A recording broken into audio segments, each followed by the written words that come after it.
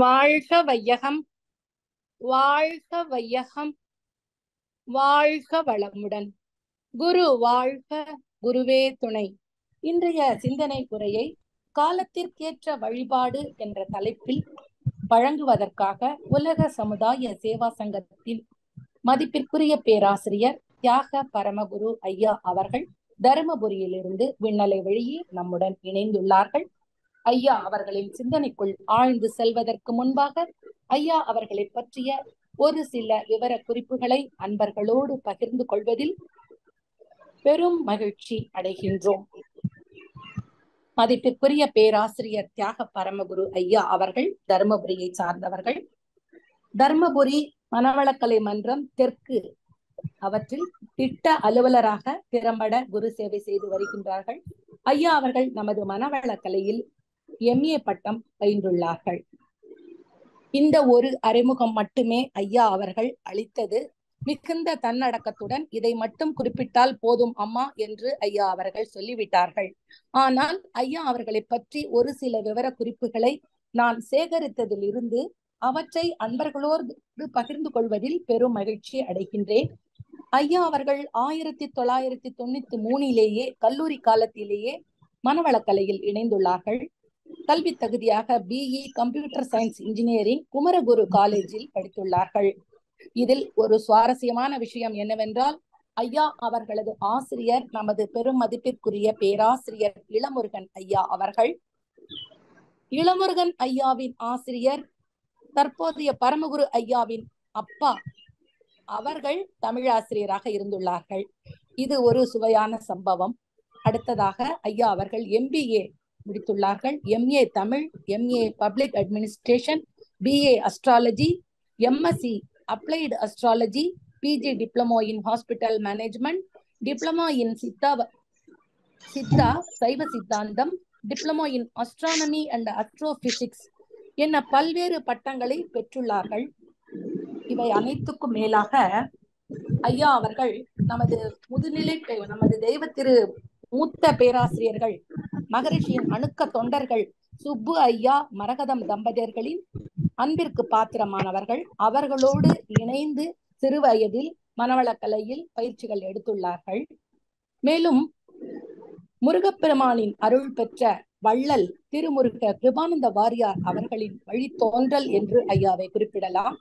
சிறு வயதில் வாரியார் சுவாமிகளுடன் அவரது உரை நடக்கும் இடங்களுக்கெல்லாம் சென்று அருகில் அமர்ந்து கேட்கும், சத்சங்கத்தில் இணையும் ஒரு பெரும் பாக்கியத்தை பெற்றதன் பயனாக அந்த சிறு வயதிலேயே பல்வேறு மேடைகளில் மகாபாரதம் சொற்பொழிவுகளை ஆற்றியுள்ளார்கள். வேதாத்திரிய கருத்துக்களை முழுவதுமாக வாழ்வில் கடைபிடித்து சிறந்த வேதாத்திரிய தொண்டனாக தொண்டு செய்து வருகின்றார்கள்.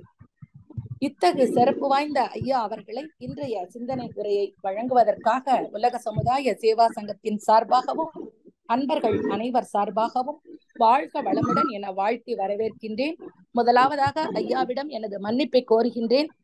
ஐயா கூறிய விவர குறிப்புகளுக்கு மேலாக நான் கொடுத்ததற்கு மன்னிக்க வேண்டும். இத்தகு கல்வி தகுதி உடைய ஐயாவை பற்றி அன்பர்கள் தெரிந்து கொள்ள வேண்டும் என்ற ஆர்வத்தில் தான் இதை நான் குறிப்பிட்டேன். மன்னிக்க வேண்டும் ஐயா. வாழ்க வளமுடன். உங்களை நிகழ்ச்சிக்கு வரவேற்கின்றோம் ஐயா. வாழ்க வளமுடன். வாழ்க வையகம், வாழ்க வையகம், வாழ்க வளமுடன். குரு வாழ்க, குருவே துணை. அகலமாய் யாரும் அறிவரிது அப்பொருள், சகலமாய் வந்ததென்று உந்தி பெற, தானாகத் தந்ததென்று உந்தி பெற. மூளை இருந்தாரை முற்றத்தே விட்டவர், சால பெரியர் என்று உந்தி பெற, தவத்தின் தலைவர் என்று உந்தி பெற. தனக்குள்ளே பேராற்றல் புதையல் கண்டோர் தட்டுங்கள் திறக்கும் என்றார்.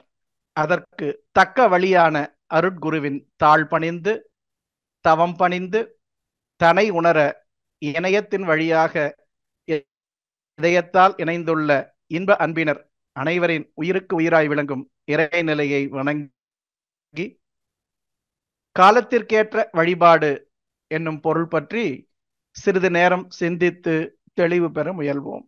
ஆசான் அருள் தந்தை அவர்கள் சூக்குமமாக நம் அனைவருக்குள்ளும் எழுந்தருளி இந்த சிந்தனை அமுதத்தை நமக்கு அருள்வாராக. மனித வாழ்க்கை என்பது எல்லோருக்கும் தெரியும். பிறப்புக்கும் இறப்புக்கும் இடையிலே நடைபெறுகிறது. இந்த மனித வாழ்க்கையில வளம் பெருக்கி, நலம் காத்து, துன்பம் நீக்கி, இன்பத்தை அனுபவித்து, அறிவின் வளர்ச்சி பெறத்தக்க ஓர் உரிய உயரிய ஒரு போதனையும் சாதனையும் ஒன்றிணைந்த பயிற்சி தான் மதம். சாமிஜி சொல்றாங்க, உடல் நலம், கல்வி, ஒழுக்கம், நல்லறிவு, வீரம், கடமை இந்நலன்கள் எல்லாம் கருத்தாலும் செயல்களாலும் அடையவும், மக்கள் எல்லாம் அன்புடன் வாழவும் நடைமுறை பயிற்சி நல்கும் நாம் காணும் மதங்கள் எல்லாம். இந்த மதங்களினுடைய அடிப்படை கோட்பாடுகள் என்ன? இறை உணர்வும் அறநெறியும், அதாவது இறை வணக்கமும் உயிர் வணக்கமும். இறை உணர்வும் அறநெறியும் மதம் போதிக்கும், இவ்விரண்டும் இணைந்தாலே அறிவு வாழ்வாம். குறை உணர்வும் பவவினைகள் பதிவு நீங்கும், குலம் விளங்கும் இருமைக்கும் இனியதாகும். இறைவன் அப்படின்னா யாரு? எங்கும் நிறைந்தவன் இறைவன். இறை என்ற சொல்ல இரு என்ற பகுதியடியாக பிறந்ததுன்னு சொல்லுவாங்க பெரியவங்க. சரம் அசரம் எல்லா பொருட்களிலும் தங்கி இருப்பவன் இறைவன். இன்னொரு பொருள், எல்லா பொருள்களும் தன்னிடத்தில் தங்க அவற்றிற்கு இடமாக இருப்பவன் இறைவன். இதான் நம்ம தத்துவத்துல அனைத்து இயக்க, அனைத்து அடக்க, அனைத்து ஊடுருவ அருட்பேராற்றல் சுவாமிஜி சொல்றாங்க. தாய்மானார் சொல்றாங்க, பார்க்குமிடம் எங்கும் ஒரு நீக்கமர நிறைகின்ற பரிபூரண ஆனந்தமே. எப்படி சொல்றாங்க? அங்கு இங்கு எனாதபடி எங்கும் பிரகாசமாய் ஆனந்த பூர்த்தியாகி அருளோடு நிறைந்தது. இது எல்லாருக்கும் தெரிஞ்ச பாடல் தான். இது வேடிக்கையா சொல்லுவாங்க. ஔவையார் ஒரு கோயிலுக்கு போனாங்களாம், வெய்ய காலம். சுவாமி விக்கிரகத்துக்கு முன்னாடி கால் நீட்டி உட்கார்ந்தாங்களாம். சுவாமி கேட்டாங்களாம், அம்பாள் கேட்டாங்களாம், என்ன உங்களுக்கு முன்னாடி கால் நீட்டி உட்காராளே இந்த பொம்பளை, நான் சும்மா விட போறதில்ல, கேட்க போறேன்னு. அப்ப சாமி சொன்னாராம், கொஞ்சம் பாத்துக்கோ, அவ ரொம்ப படிச்சவோ, அதுவும் தமிழ் படிச்சவோ அப்படின்னு. அவ சாமிக்கு முன்னாடி கால் நீட்டி உட்கார்றையே, பரவாயில்லையான்னு கேட்டாங்களாம். அம்மா ஜெகன்மாதா மன்னிச்சிரு, எனக்கு தெரியாது. ஆமா ஆமா நீ சொல்றது சரிதான், சாமி இல்லாத இடத்த காட்டு, அந்த பக்கம் கால் நீட்டி உட்காந்துக்கிறேன்னு சொன்னாங்களாம். வேடிக்கையா சொன்னாலும் உட்பொருள் பொதிந்து இருக்கு இல்லைங்களா? அப்ப இறைவன் எங்கே இருக்கிறான்? உடம்புக்குள்ளே உயிர் இருக்கிறது, உயிருக்குள்ளே இறைவன் இருக்கிறான்.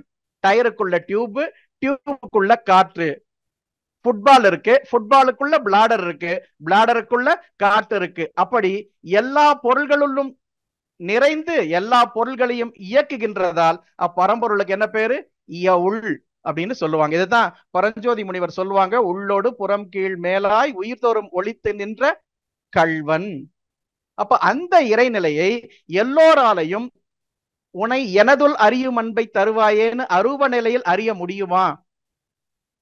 அப்படி அறிந்தவர்கள், உணர்ந்தவர்கள், உணராதவர்களும் அந்த அன்பை நிறைவை பெற வேண்டும் என்பதற்காக, ஆன்மா லயமாக வேண்டும் என்பதற்காக அமைத்த அறிவு திருக்கோயில்கள் தான் அந்த காலத்திலே ஆலயங்கள் எனப்பட்டன. ஆன்மா லயமாக கூடிய இயங்கள். அதை எப்படி வணங்கினாங்க? மாலர நேயம் மலிந்தவர் வேடமும் ஆலயம் தானும் அரண் எனத்தொருமே. அப்ப இந்த திருக்கோயில் திருவுருவங்கள்லாம் மகான்கள், தேவர்கள், முனிவர்கள், நாயன்மார்கள், ஆழ்வார்கள், பிரயோகிகள், இப்படிப்பட்ட இறைநிலை உணர்ந்த மகான்களால் நிறுவ பெற்றது. அதனால் அதை வணங்குபவர்களுக்கு வினையகற்றி அவர்கள் விரும்பும் நலம் கிடைக்கின்றது. இந்த வரி சொல்றாங்க பாருங்க சாமிங்க, தெய்வநிலை மனிதரெல்லாம் உணர்ந்தார் அல்லால் திருத்தமுள வாழ்வேது. ஆற்றலற்றோர் தெய்வம் உண்டு என நம்பி தினம் வணங்கி தேர்வு பெற மதம் கண்டார் அறிவறிந்தோர். மதத்தில் எந்த குறைபாடும் இல்லை, அதை நிறுவியவர்கள் நோக்கத்திலும் எந்த குறைபாடுகளும் இல்லை. தேவை உணர்வுகள் அவற்றின் திசைக்கு அறிவை இழுக்கும். செயல் பழக்கம் 11 இந்திரியம் இயங்க தேவை செயல்கள் வளர்த்த கருத்து ஒருபால் ஓட சூழ்நிலைகள் நிர்பந்தம் மற்றொருபால் உந்த தேவைக்கே எட்டாமல் துன்புற்று தெய்வநிலை சமுதாய அமைப்பு தெரியாமல் தேவை மிகு இயந்திரமாய் வாழ் பாமரர்க்கு திசை காட்டி துணை நிற்கும் உதவும் மதம் தேர்வீர். இது அந்த காலத்துல மட்டும்தானா? இந்த காலத்திலும் இருக்கே. இயந்திர வாழ்க்கை தானே வாழ்ந்து கொண்டிருக்கிறோம். அப்ப இந்த மதம் எப்படிங்க? அருகுணத்தை அளவோடு அடக்கி ஆண்டு அறம் பொருள் இன்பமோடு வீடு பேறு பெறுவதற்கு உடல் உள்ள ஒழுக்கம் காட்டி பேரறிஞர் வகுத்த முறை மதமாம் காணீர். இந்த வாழ்க்கையில அடையக்கூடிய இலக்குகள் என்ன சொல்லுவாங்க? அறம், பொருள், இன்பம், வீடுன்னு சொல்லுவாங்க. அப்படின்னா என்ன? ஔவையார் பாட்டு பாருங்க. ஈதல் அறம். நீங்க யாருக்கு கொடுத்தீங்க, எப்படி கொடுத்தீங்கல்ல, ஈதல் அறம், தீவினை விட்டு ஈட்டல் பொருள், எஞ்ஞான்றும் காதல் இருவர் கருத்து ஒருமித்து ஆதரவு பட்டதே இன்பம், பரனை நினைந்து இம்மூன்றும் விட்டதே பேரின்ப வீடு. இந்த பாடல்ல இந்த பரனை நினைந்து வார்த்தை எல்லாத்துக்கூடயும் சேர்த்துக்கணும். பரனை நினைந்து ஈதல் அறம், பரனை நினைந்து தீவினை விட்டு ஈட்டல் பொருள், பரனை நினைந்து எஞ்ஞான்றும் காதல் இருவர் கருத்து ஒருமித்து ஆதரவு பட்டதே இன்பம்னு சொல்லுவாங்க. இதுக்கு நம்ம குருநாதர் என்ன சொல்றாங்க? வாழ்வதற்கு தேவையான பொருட்கள் மற்றும் வசதிகள் அனைத்தும் பொருளாதாரம். வாழ்வில் பிற்காலத்தும் பிறர்க்கும் துன்பம் வளர்க்காத ஒழுக்க முறை அறம், அரசு. வாழ்க்கையிலே உடல் வித்து ஆண் பெண் நட்பால் வழிந்து உடல் உள்ளம் நலம் காணல் இன்பம். வாழ்க்கை நலம், அறிவு இவற்றின் மூலம் முற்றும் வகை உணர்ந்த பெருநிலையே வீடு. இப்ப நாம ஒரு பிறவியில ஒரு மதத்துல பிறந்தோம், நம்ம ஒரு அருள்நெறி சமயத்துல இருக்கிறோன்றதுனால மத்த எந்த மதத்தையும் குறை சொல்லக்கூடாது. ஏன்னா நாம் ஒரு குருகுலத்தில் இருக்கிறோம் என்றால் வேறு ஒரு குருகுலத்தை குறை சொல்வது நம்ம குருகுலத்துக்கு இழுக்கு. ஏன்னா உம்மதமே உலகத்தில் உயர்வென்று பேசுகின்றீர், எம்மதத்தாரிடம் இல்லை ஏழ்மை பஞ்ச பாதகங்கள். இந்த மதங்கள் எல்லாம் எப்ப நீங்கும்? மதங்கள் எல்லாம் இன்னைக்கே விட்டுடலாமா? நம்ம பக்தி நெறியிலிருந்து ஞானம் வரைக்கும் வந்துட்டோம் அப்படின்ற ஒரு காரணத்தினாலேயே, முழுமை பெற்றமானு தெரியல, உடனே மதங்களுக்கு எதிராகவோ இந்த இறை வழிபாட்டுக்கு எதிராகவோ பேச வேண்டிய அவசியம் இல்லை. சாமி சொல்ற கருத்தை கவனிங்க. பொது உடைமை முறை மலர்ந்த பின்னர் வேத போதனைகள் நீடிக்க வேண்டுமென்றால் மது உந்து மயங்கியவன் பேச்சை ஒக்கும். மதங்களுடைய முடிவு பொது உடைமை வாழ்வே. பொருள் துறையில் சமநீதி வராமல் உலக அமைதியோ மதங்களை கடப்பதோ ஆகாது. அது வாழ்வில் மலர்ந்த பின் பல்மதங்கள் வேண்டாம். பொது உடைமை மலர்ந்த பின் வாழ்க்கையிலே பல மதங்கள் வேண்டாம். அவைகளை நாம் முதலில் ஒழித்திடுவோம். தனி உடைமையை ஒழிக்காததுக்கு முன்னாடி இது கரையை சேரா முன் படகை விட்டு இறங்கி நீந்தி செல்வோம் எனல் போனதாகும். அப்ப நாம முதலில் சீர்திருத்த வாழ்க்கையிலே நிறைந்த பின்புதான் மதம் கடப்பது என்பதை பற்றி சிந்திக்க வேண்டும். ஒரு காலம் வந்தது, எல்லோரும் அந்த நிலையை அடைந்தாங்க. அறிவறிந்த விளக்கத்தால் அன்பு பொங்கி அனைத்துலக மக்களும் ஒரு குடும்பமாக அறிவை இறையாய் உணர்ந்து அறவாழ்வெய்த அகில உலக பொதுவாம் சமயம் கண்டோம். அறிவித்தோம் கர்மயோகம் என்னும் பெயரால். அக்கலையே மனித இல வாழ்வில் எங்கும் அறிவுக்கு விளக்கமாகி அறம் வளர்த்தி அனைத்து மதங்களை தன்னுள் இணைத்துக் கொள்ளும். நாம இந்த தத்துவ ஞானத்தை வாழ்க்கையாக குருபிரான் அருளால் பெற்றிருக்கிறோம் என்றால் அதில் முதலில் தெளிவு பெய்ய வேண்டும், தோய வேண்டும், நிறைவு பெற வேண்டும். அதாவது மனவளக்கலையை கற்க வேண்டும், கடைபிடிக்க வேண்டும், அப்புறம் கற்பிக்க வேண்டும். கற்றவுடனே அப்படியே கற்பிக்க ஆரம்பிச்சோமானா அது பிற மதங்கள் எப்படி தடமாற்றம் அடைந்தனவோ அது மாதிரி நம்ம வாழ்க்கையிலும் நேரக்கூடாது என்ற அக்கறையிலே சொல்லுகிறோம். சரிங்களா? எண்ணிறந்த மதங்கள் உண்டு மனிதருக்கு. அத்தனை தெய்வம் இருக்கா? ஏன்னா பாமரர்கள் இறைநிலையை அறிவாக ஆற்றலாக உணர முடியாதவர்கள் எல்லாம் அவரவர்கள் வாழ்க்கையின் தேவைக்கு ஏற்ப எண்ணிதை ஈடேற மகான்கள் பல்வேறு உருவ சிலைகளிலே இறைவனை காட்டினார்கள். அந்தந்த இயல்பூக்கம் என்ற நிலையிலே எதை எப்படி வணங்கினாலும் அந்த பேரு அவர்களுக்கு கிடைக்கும் என்ற பெருநோக்கத்தோடு. ஒரு வீட்டுல ஒரு அப்பா அம்மாவுக்கு ஒரு குழந்தை இருக்கு, அவங்க விதவிதமா போட்டோ எடுத்து மாட்டி வச்சிருக்காங்க. ஒருத்தர் போய் உங்களுக்கு இத்தனை குழந்தைங்களான்னு கேட்டா எவ்வளவு சிறுமையோ அப்படித்தான் மூலநிலை அறியாமல் உருவங்களை வைத்து பல தெய்வ கோட்பாடு உருவாகி இத்தனை சிக்கல்களையும் உண்டாக்கிறது. நுண்ணி ஆராய்ந்தறிந்த அறிஞர் செய்த நூல்கள் எல்லாம் மனிதர் தங்கள் முயற்சியாலே எண்ணத்தை தியானத்தால் பண்படுத்தி எங்கும் நிறை பூரணத்தின் தன்மை கண்டு மண்ணுலகில் ஏழ்மை பஞ்சபாதகத்தை மாற்றி உயர் வாழ்வாய் வாழும் அறிவை காட்டும். அப்ப எத்தனை மதங்கள் இருந்தாலும் தெய்வம் என்பது ஒன்று. அதுதான் பட்னத்தார் சொன்னார், ஒன்றென்று தெய்வம் உண்டென்று ஆயிரம் தெய்வம் உண்டென்று தேடி அலையும் அறிவிலிகள் பல்லாயிரம் வேதங்கள் அறிவொன்றே தெய்வம் உண்டாம் எனல் கேளியலோ. இன்றைக்கு மதங்களால் விளைவது நன்மை எத்தனையோ பக்தி மார்க்கத்தில் இருந்தாலும் அதன் பேரிலேயே எத்தனை பகை உணர்ச்சி வருகிறது பாருங்கள். தெய்வம் பல பல சொல்லி பகை தீயை வளர்ப்பவர் மூடர், உய்வதனைத்திலும் ஒன்றாய் எங்கும் ஓர் பொருளானது தெய்வம். சுவாமிகளால் சித்தர் என்று போற்றப்பட்ட பாரதியார் சொல்றார், ஆத்திச்சூடி இளம்பிறை அணிந்து மோனத்திருக்கும் முழுவன் மேதியான், கருநிறங்கொண்டு பார்க்கடல் விசை கிடப்போன், முகமது நபிக்கு மறையருள் புரிந்தோன், இயேசுவின் தந்தை என பல பல மதத்தினர் உறவகத்தாலே உணர்ந்து உணராது பல வகையாக பரவிடும் பரம்பொருள் ஒன்றே, அதனில் ஒளியுறும் அறிவாம், அதனிலை கண்டார் அல்லலை அகற்றினார், அரணருள் வாழ்த்தி அமர வாழ்வு எய்துவோம். இன்னைக்கு இறைவன் பெயரால தானே இருக்கிற மத போர்கள் எல்லாம் நடைபெறுகிறது. அதான் வள்ளல் பெருமான் சொல்றாங்க, சாதியிலே, மதங்களிலே, சமய நெறிகளிலே, சாத்திர சந்தடைகளிலே, கோத்திர சண்டையிலே, ஆதியிலே அபிமானித்து அலைகின்ற உலகீர், அலைந்தலைந்து வீணே நீர் அழிதல் அழகல்லவே, நீதியிலே சன்மார்க்க நிலைதனிலே ஞான திருத்தமிடும் தனித்தலைவர் ஒருத்தர், அவர்தாமே வீதியிலே அருட்ஜோதி விளையாடல் புரிய மேவுகின்ற தருணம் இது, கூவுகின்றேன் உமையே. ஆதி காலத்துல அன்றைக்கு பண்பாடாக தொடங்கிய இந்த மனித வாழ்க்கை இன்று வரையில் எல்லா காலத்திலும் எல்லா இடங்களிலும் எல்லா மக்களுக்குள்ளும் வளர்ச்சி பெற்றுக்கொண்டு இருக்கிறது. ஆனா என்ன சிக்கல், அவ்வப்போது மகான்கள் அந்தந்த மக்கள் நிலைக்கேற்ப சீர்திருத்த கருத்துக்களை சொன்னாலும் அந்த மகான்கள் தாங்கள் உடல் கொண்டு வாழும் வரையில் அந்த கருத்துக்கள் சிதையாமல் குறையாமல் திசை திரும்பாமல் அப்படியே தான் வந்து கொண்டிருக்கின்றன. ஆனால் பிற்காலத்திலே அவர்களுடைய மறைவுக்கு பின்பு சீடர்களாக பின்பற்றப்படும் போது சாமி சொல்லுவாங்க, கருத்துக்களை விட்டுட்டாங்க, சீடர்கள்லாம் சேர்ந்து குரு பூஜை மட்டும் நல்லா செய்யறாங்க அப்படின்னு. அந்த நிலை மாறணும்னா இப்ப இந்த மதங்களுடைய மொத்த கருத்துக்களும் என்னதுங்க, பாவம் புண்ணியம் என்ற இந்த இரண்டு வழிதான் சாமி சொல்றாங்க. ஆதி மனிதன் வாழ்ந்த காலம் தொட்டு அணுசக்தி கண்டுவிட்ட இந்நாள் மட்டும் சாதித்த காரியங்கள் அனைத்தும் சேர்த்து சகல விதத்தும் பருத்து பிரித்தாராய்ந்து சோதித்தால் இன்ப துன்பம் இரண்டே ஆகும். துன்பத்தை குறைத்திடவே முயன்ற நல்லோர் போதித்த வாழ்க்கை ஒழுக்கங்கள் எல்லாம் புண்ணிய பாவம் தொகுத்த மதங்களாகும். அப்போ ஒரு இடத்திலே ஒரு காலத்திலே எங்கெங்கயோ வாழ்ந்தவங்க அவங்க கடைபிடித்த சொன்ன செயல்கள் விளைவுகள் எல்லாம் எல்லா காலத்துக்கும் பொருந்துமா அப்படின்னா பொருந்தாது. அந்தந்த காலத்திலே அந்தந்த இடத்திலே அறிஞர்கள் தோன்றி அவரவர்களுக்கு தேவையான சீர்திருத்த கருத்துக்களை சொன்னாங்க.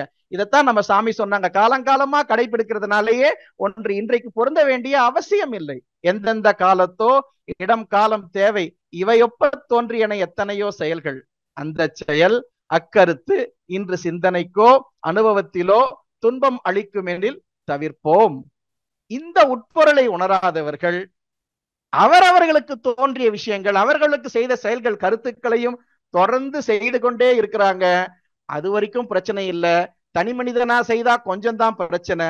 அவர்கள் ஒரு அமைப்புக்கோ மதத்திற்கோ தலைவர்களாக இருந்து கொண்டு அவர்கள் தான் கெட்ட குரங்கு வண்ணத்தையும் சேர்த்து கெடுக்கும் என்பதை போல போதனைகளையும் சாதனைகளையும் பரப்பி வருகிறார்கள். அப்ப அவர்களை குருவாக கொண்டவர்கள் நிலைமை என்ன ஆகும்? நமக்கு எல்லாருக்கும் தெரிஞ்ச பாட்டு, குருவின் மேன்மை எப்படி இருக்கணுங்க, தெளிவு குருவின் திருமேனி காண்டல், தெளிவு குருவின் திருநாமம் செப்பல், தெளிவு குருவின் திருநாமத்தை கேட்டல், தெளிவு குரு சிந்தித்தல் தானே. இதுல முதல் வரி கவனிங்க, தெளிவு தெளிவு தெளிவு தெளிவு, கிறிஸ்டல் கிளியர். இறைநிலை உணர்ந்த மகான்கள் குருவாக பெற்றா பரவாயில்ல. அப்ப தெளிவு குரு தெளிவு குரு தெளிவு குரு தெளிவு குரு, அப்ப தெளிவில்லாத ஒரு குருவா அடைஞ்சா என்ன ஆகும்? அதான் இன்னைக்கு இருக்கிற உலகத்தில் நடக்கிற சீர்கேடுகளுக்கெல்லாம் காரணம். ஏன்னா அவருக்கே ஞான ஒளி கிடையாது. குருட்டினை நீக்கும் குருவினை கொள்ளார், குருட்டினை நீக்கா குருவினை கொள்வர், குருடும் குருடும் குருட்டாட்டமாடி குருடும் குருடும் குழி விழுந்தவாறு. இந்த சிக்கல்களை நீக்கணும் என்று சொன்னால் ஆசான் அருள் தந்தை அருளிய மெய்ஞான வழியாகிய இது ஒன்றுதான் வழி என்பதை நாம் நன்றாக மனதில் எடுத்துக்கொண்டு அந்த மனவள கலைஞர்களாக நாம் பிறந்திருக்கிறோம், மனவளக்கலையில் நுழைந்து இருக்கிறோம், மனவளக்கலையை பயிற்சி செய்கிறோம், மனவள கலைஞராக வாழ்கின்றோமா என்ற ஒரு அகத்தாய்வை மட்டும் செய்து கொண்டு வாழ்க்கையில இன்னும் முன்னேற வேண்டும் என்ற பொறுப்பு நமக்கு இருக்கின்றது. மத சாதனைகளும் போதனைகளும் இரண்டு வழியாக பிரிச்சாங்க. ஒண்ணு பக்தி வழி, இன்னொன்னு ஞான வழி. இந்த பக்தி வழியில வாழ்க்கையின் அடிப்படையை உணர்ந்து தேவைகளை பூர்த்தி செய்யக்கூடிய ஒரு பொறுப்புணர்ச்சி தான் முக்கியமான வாழ்க்கை வளங்களாக எடுத்துக்கொள்ளப்பட்டது. அறிவின் தெளிவு பெற்ற பின்னர் ஞான வழியில் வாழ வேண்டும். எல்கேஜி படிச்சா எல்கேஜிலேயே படிச்சிட முடியுமா? மேல மேல வளரணும் இல்லைங்களா? அப்ப இறை வழிபாடு தேவையான்னு கேட்டா விலங்குகள் கூட தான் சாமி சொல்றாங்களே, தின்று திரிந்து உறங்கவோ பிறந்தோம்னு. அதுவும் பிறக்குது, அதுவும் உண்ணுது, அதுவும் மறைந்து போகுது. ஒரு கானகத்துல ஒரு விலங்குகள் மாநில மாநாடு போட்டுச்சான். அதுல ஒரு சிங்கம் சொல்லிச்சான், விலங்கின தொடர்களே, உயிர் வாழ்க்கைக்கு ஆடை அவசியமா? இந்த மனிதர்கள் விதவிதமாக ஆடைகளுக்கு செலவு செய்து வீணாக்குகிறார்களே, அது பரவாயில்லையா? வருந்தத்தக்கது, கண்டிக்கத்தக்கது அப்படின்னு சொல்லிச்சான் விலங்குகள். விலங்குகளுக்கு சரி, மனிதர்களுக்கு பரவாயில்லையா? மானம் உள்ளவன் உடை உடுப்பான், மனம் உள்ளவன் இறைவனை வணங்குவான். மகாத்மா காந்தி சொல்றாங்க, முக்கியம் பிரார்த்தனையின் போது இதயமில்லாத சொற்கள் நிறைந்திருப்பதை விட சொற்கள் இல்லாத இதயம் நிறைந்திருப்பது ரொம்ப முக்கியமானது. ஏன்னா நம்ம போன உடனே சாமி கிட்ட என்ன கேட்கிறோம்? நன்றி. இறை வழிபாடை அந்த காலத்துல பெரியவங்க எதுக்கு உருவாக்குனாங்க? நன்றி உணர்ச்சி என்பதுதான். நமக்கு ஆன்மாக்கள் உய்வு பெற இந்த தனு கரண புவன போகங்களை படைத்து அழித்து காத்து உள்ளும் புறமுமாய் நின்று நம்மை வழிநடத்தும் அந்த இறைநிலையை இணக்கமாக வாழ வேண்டும் என்ற நன்றி தான் இறை வழிபாடே தவிர, நாம பெரும்பாலும் என்ன பண்றோம்? இறை வணக்கம் இப்படியே செய்யறது இல்லையே. கைகளை விரித்து இது வேண்டும் அது வேண்டும் அது வேண்டும்னு தான் கேட்டுக்கொண்டிருக்கிறோம். இயற்கையில் நடைபெறும் எல்லா செயல்களையும் விளைவுகளையும் உணர்ந்து கொள்வதற்காக இறைநிலையை நாடியே மனம் இயங்க வேண்டியுள்ளது. இதை சாமி சொல்றாங்க. இதற்காகவே போதனைகளையும் சாதனைகளையும் நமது முன்னோர் பக்தி வழியிலே தொகுத்து செயல்படுத்தி உள்ளார்கள். இந்த கருணை செயலை பாராட்டத்தான் வேண்டும். சாமிஜி எங்கேயுமே பக்தியின் அடிப்படை கோட்பாடுகளை மறுத்தோ மறைத்தோ பேசியதே கிடையாது. அவர்கள் எழுதி வைத்த இந்த மத நூல்கள் செயல் விளைவை அனுபவித்து சிந்தித்த குறிப்புகளே பயனுள்ள பழமத நூல் பண்படுத்தும் பக்தர்களை. பாருங்க, இறைநிலையை நேராக கண்டவர்கள், அறிந்தவர்கள், உணர்ந்தவர்கள் எழுதியதை சொல்றதை கேட்டா பிரச்சனை இல்லை. இப்ப இறைநிலை கண்டவர்கள் பேசினா பிரச்சனை இல்லை, இன்னைக்கு கண்டெல்லாம் பேசுறதுனாலதான் பிரச்சனையா போச்சு. இதுக்கு சாமி விளக்கம் சொல்றாங்க. இன்று வரையில் பெருகியுள்ள நூல்களிலே சரித்திரம், இலக்கியம் என்று 2 பிரிவுகள். சரித்திரம் என்றால் இறையாற்றலால் நடந்த நிகழ்ச்சிகளை உள்ளது உள்ளவாறே விளக்கும் அறிவுரைகள். இலக்கியம்னு சொன்னா வாழ்வுக்கு வழிகாட்டக்கூடிய செயல்முறை விளக்கங்கள். இதற்கு மத்தியில இன்னொரு நூல் இருக்கு, அதான் இலக்கணம், மொழி இலக்கணம். இலக்கியம் என்பது வாழ்க்கை இலக்கியம். அப்போ மொழி இலக்கணத்துக்கு, மொழி ஒழுக்கத்திற்கு இலக்கணம் எப்படி அவசியமோ அதே போல் வாழ்க்கை ஒழுக்கத்திற்கு இலக்கியம் அவசியம். சரித்திரம் என்பது இந்த பிரபஞ்ச நிகழ்ச்சிகளை உள்ளது உள்ளவாறே எடுத்து கூறுவது. இப்ப நாம சொல்லி இருக்கிற புஸ்தகங்கள் பேரெல்லாம் பொருந்துமான்னு தெரியாது. அருள் தந்தை அவர்கள் சொல்லுகிற குறிப்பு இதுதான். இப்ப எல்லா மக்களுக்கும் இயற்கையின் சரித்திரம் தேவையில்லை. வாழக்கூடிய நல் விளைவுகளை அளிக்கக்கூடிய செயல்களை கொண்டதுதான் இலக்கியம். இதுதான் எல்லோருக்கும் தேவை. இந்த உண்மைகளை உணர்ந்த பெரியோர் தான் வாழ்க்கைக்கு மேன்மை தரும் இலக்கியங்களை பெருநோக்கோடு எழுதி வைத்தார்கள். அவங்க புஸ்தகம் போட்டு பொழைக்கணும், அவங்க பிசினஸ்க்காக எழுதி வைக்கல. இன்றைக்கு இருக்கிற பொருட்கவிகளை மாதிரி அந்த அருட்கவிகள் ஒரு காலம் நினைத்ததில்லை. அந்த போதனைகள் எல்லாம் காலத்திற்கேற்ப அறிஞர் பெருமக்களால் பல்பல சீர்திருத்தங்களை செய்து கொண்டேதான் வந்தது. அன்றைக்கு சொல்றதே இன்றைக்கும் சொல்லல. அந்த இலக்கியங்கள் எல்லாம் கற்பனை கொண்டது, சிந்தனை ஆற்றலை அடிப்படையாக கொண்டது என்று தள்ளிவிடக் கூடாது. அதில் வாழ்வுக்கு மேன்மை தருகிற உண்மைகளை உணர்ந்து நலம் தரக்கூடிய போதனைகளையும் சாதனைகளையும் பின்பற்றி வாழ்வதுதான் பக்தி வழியில் விளையக்கூடிய நற்பலன்கள். அதான் பக்தியில ஸ்ருதி யுக்தி அனுபவம்னு சொல்லுவாங்க. பெரியவர்கள் சொல்லிய அந்த கருத்துக்களை, அதன் உட்பொருளை உணர்வது, இதுதான் புராணம்னு சொல்லுவாங்க. சாமி சொல்லுவாங்க புராணம்னா பழங்கதை. அவங்க வார்த்தையிலே பாருங்க, புலவன் ஒரு கதை வரைவான். அதில் ஆங்காங்கு பொதுவாக மனித இனம் உயர்வாழ்வெய்த பலவிதனர் போதனைகள் நிறைந்திருக்கும். படிப்பவர்கள் உற்சாகத்தூடே மிக்க சுலபமாய் நல்லெறிகள் விளங்கிக் கொள்வார். சொல் செயலில் பண்படைந்து ஒழுக்கம் பெற்று நலமடைவர். இந்த வித சோதனைகள் எல்லா நாட்டிலும் உண்டு, அவை புராணமாகும். இப்போ இறை தத்துவத்தை அப்படியே உள்ளது உள்ளபடி பேசினா எத்தனை பேர் விரும்புறாங்க? ஒரு ஜனரஞ்சகமாக ஜோக்கு, சிரிப்பு, மக்களை ஒரு பொழுதுபோக்கிற்காக பேசுவது தானே பெரும்பாலானவர்கள் விரும்பப்படுகிறது. பொழுதுபோக்கிற்காகவா, போக்குவதற்காகவா பொழுது? சரி, இந்த புராணம் பாருங்க, எல்லாருக்கும் தெரிந்த கதை, பழங்கதை ஒன்று. என்னது? பழம் கதை. அது மாதுளங்கனி நாரதர் கொண்டு வந்தார். யார் உலகத்தை முதலில் சுற்றி வருகிறார்களோ அவங்களுக்கு தானே இது. அம்மையப்பரை சுற்றுவது, உலகத்தை சுற்றுவது, அந்த கதை தெரிஞ்சது தானுங்களே. பிள்ளையார் அம்மா அப்பாவை சுத்தி வந்தாங்க, முருகர் உலகத்தை சுற்றி வந்தாங்க. வாரணமுகன் தனது தாதையை வளன் சொல்லல, வாகை மயில் கொண்டுலகு சூழ்நொடி வரும் குமரன். அருணகிரிநாதர் சொல்ற மாதிரி இதனுடைய உட்பொருள் என்ன? சிவம் என்ற ஒன்றினுள் எல்லாவற்றையும் காணும் தன்மை. அதைத்தான் சொன்னாங்க, பிள்ளையார் அப்பா அம்மாவை சுத்தி வந்தாரு. எல்லாவற்றிலும் சிவத்தை காணும் தன்மை மற்றொன்று. இதுதான் முருகர் உலகத்தை சுற்றி வந்தாரு. நம்ம தத்துவத்துல இதுதானே சாமி சொல்றாங்க, உன்னுளே நான் அடங்க என்னுளே நீ விளங்க, உனது தன்மை மீற எனதுலம் தூய்மை பெற்றேன். இப்படி எத்தனையோ உட்பொருள் நிறைந்த தத்துவ கருத்துக்கள் இருக்கின்றன.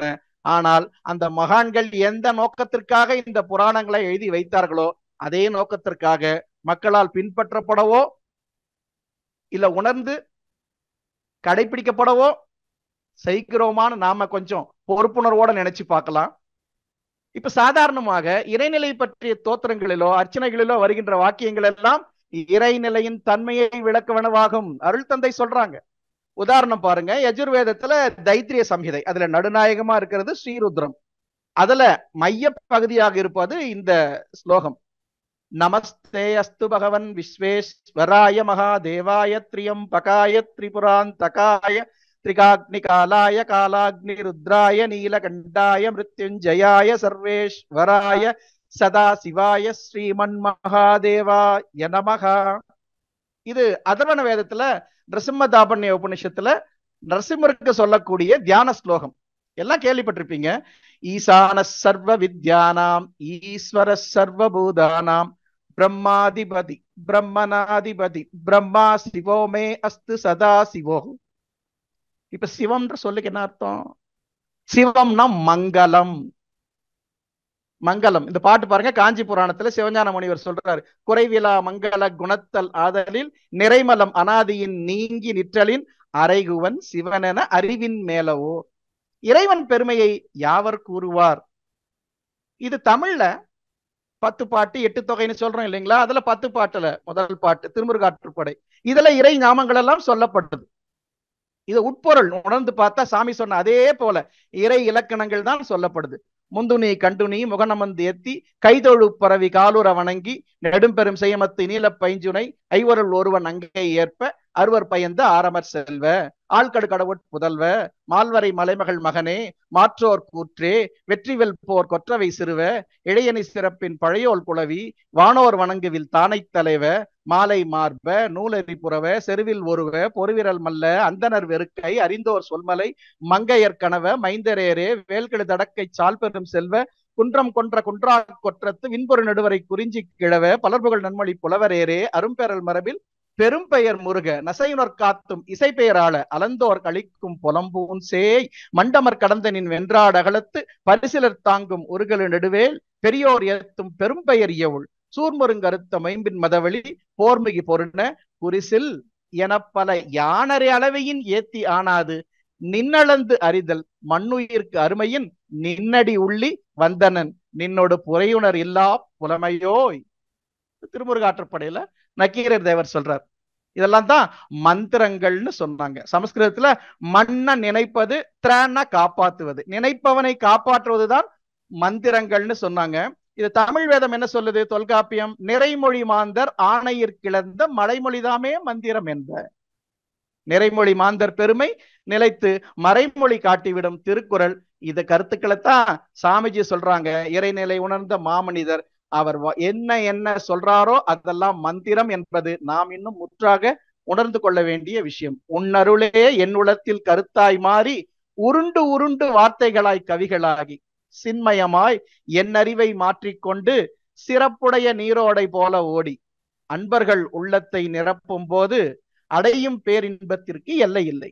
மின்னி வெளிவந்த அந்த கவிகளை நான் மீண்டும் நினைந்தே இறைவா நிறைவாய் உள்ளேன். சரி, இது எல்லாம் தெரியாம பக்தி வழியின் ஆழம் என்னன்னு புரியாம எல்லாமே மூட நம்பிக்கை என்று அலட்சியமாக ஒதுக்க வேண்டியது இல்லை. ஆனால் இன்றைக்கு இந்த பக்தி மார்க்கம் மதங்களில் இருக்கிற நிலைமை என்ன? பெரியவர்கள் சொன்னது அப்படியே பின்பற்றப்படுகிறதா? இறைநிலை போதனையை செய்து வருபவர்கள் எல்லாம் இறைநிலை சாதனையை செய்து வருகிறார்களா? மத தலைவர்களிலே தெளிவாக இறை உணர்வு பெற்றவர்கள் எத்தனை பேர்? ஏன்னா இறைநிலையை உணர்ந்திருந்தால் சாமிஜி சொல்றாங்க, 2 அடையாளங்கள் வெளிப்படையாக தெரியும். ஒன்று, அவர் ஒரே கடவுளை வணங்குபவராக இருப்பார். இரண்டாவது, மற்ற மதங்களோடோ மற்ற போதனைகளோடோ எந்த வகையிலும் கருத்து வேறுபாடு கொள்ளார். எத்தனை மத தலைவர்கள், பெரும்பாலானவர்கள் இன்னைக்கு இதுல இல்லைங்களே. அதனால தானுங்களே மதப்போர்கள், குழப்பங்கள், சாதி சமய சண்டைகள் எல்லாம் வருகின்றன. ஆக இறைநிலையை பற்றி போதனையும் சாதனையும் செய்ய வந்த பெரியோர்கள் இறைநிலை உணர்வு பெற்றவர்களாகவே இருக்க வேண்டும். இன்று மதங்களில் பற்று வைத்து நடந்து கொள்கிற உண்மையான இறைநிலை தெளிவு எல்லோரிடத்திலும் இல்லை. கடவுளை அறிந்திருந்தால் அருட்பேராற்றலே அறிவாக ஒவ்வொருவரிடத்திலும் செயல்படுவதை உணர்ந்திருக்கலாம். அப்ப மனிதனுக்கு மனிதன் மதிப்பு வைத்து எவ்வுயிருக்கும் தீங்கு செய்யாமல் வாழக்கூடிய அறநெறியில் சிறந்திருக்க வேண்டும். இன்று நாம் காணுகின்ற உண்மையானது, எவ்வளவுதான் பக்தியோடு மதத்தை பாராட்டினாலும் ஒரு பக்கம் கடவுளை மறந்து விடுகிறார்கள், இன்னொரு பக்கம் மனித குலத்தையும் அதன் தன்மைகளையும் மறந்து விடுகிறார்கள். மனிதனிடம் உள்ள அறிவேதான் இறைநிலையாக உள்ளதென்று என்று தெரியாத இருட்டில் வாழ்பவர்கள் எவ்வாறு செயல்படுகிறார்கள்? இறைநிலைக்கும் மனிதர்களுக்கும் உள்ள தொடர்புகளை மறந்துவிட்டு வெறும் சடங்குகளை வைத்துக் கொண்டு மதங்களின் பெருமையுமே பேசி வருகின்றார்கள். அது மட்டுமல்ல, இறைநிலை உணர்ந்தவர்கள் மட்டும்தான் சன்னியாசியாக, துறவிகளாக, மத தலைவர்களாக இருக்கிறார்களா? எத்தனை இடங்களிலே பக்தி என்ற பெயரால் பகல் வேஷம், சுரண்டல் நடைபெற்று வருகிறதில்ல? அதனாலதான பக்தின்றது இந்த மேன்மையான வழி பரிகாசத்துக்கு உட்பட்டு வருகிறது. சாமி அந்த காலத்திலே சொல்லியிருக்காங்க பாருங்க, யாரெல்லாம் சாமியாரா போறாங்க? வாழ வகையேற்றாதோர், வாழ்க்கைக்கேற்ற வசதிகளே இல்லாதோர், சோம்பல் மிக்கோர், கோழை, கயவர், குற்றவாளியானோர், கொடுத்தோ பெற்றோ கடனால் தோல்வி கண்டோர், வாழையடி வாழை என பிச்சை ஏற்றே வாழ்ந்து வரும் பரம்பரையார் இவர்கள் கூட ஆழ்மனதை பழக்கி அறிவறிந்து அறம் புரியும் துறவிகள் போல் வேடம் கொள்வார். ஒரு வேடிக்கையா ஒரு கதை சொல்லுவாங்க. ஒருத்தர் ஸ்மால் ஸ்கேல் இண்டஸ்ட்ரி வச்சிருந்தாரு. ரொம்ப நஷ்டமாயி போச்சு, என்ன பண்றதுன்னு தெரியல, எல்லா பக்கமும் பிரச்சனைகள். சொன்னாங்க, ஒரு சாமியார் இருக்கார், அவரை போய் பாரு அப்படின்னு. அவர் போனார். அங்க கூட்டமா இருக்கு, ஒருத்தரா வரிசையில் நின்று அவருக்கு காணிக்கை கொடுக்குறாங்க. போயிட்டே இருக்காரு. ஒருத்தர் மட்டும் நல்லா கோட் ஷூட் போட்டுட்டு பயபக்தியா நின்றுட்டு இருக்காரு. கொஞ்ச நேரம் கழிச்சு இவர் மட்டும் இருக்காரு, அந்த கோட்டு சூட் போட்டவர் மட்டும் இருக்காரு. அந்த சாமியார் அவரை கூப்பிட்டு ஒரு சூட் கேஸ் கொடுத்தார். அவர் வணங்கி அதை வாங்கிட்டு போயிட்டார்.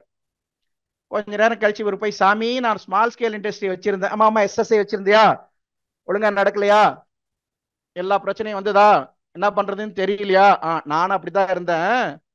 இப்ப சாமியாரா வந்து பக்தர்கள் கொடுக்குற காணிக்கையெல்லாம் வச்சு கொஞ்சம் கொஞ்சமா கடனை அடைச்சிக்கிட்டு இருக்கேன். இதோ இப்ப போனார், யார் தெரியுமா? நான் ஸ்மால் ஸ்கேல் இண்டஸ்ட்ரி வச்சிருக்கும் போது நான் கடன் வாங்கின பேங்க் மேனேஜர். அவருக்கு பார்ட்டா கொடுத்துட்டு இருக்கேன். ஒன்னும் கவலைப்படாத, நீ இன்னொரு ஊருக்கு போ, அந்த இடத்துல நம்ம பிரான்ச் வச்சுக்கோ, நீ இதே மாதிரி கடனை அடைச்சிருன்னு சொன்னாராம்.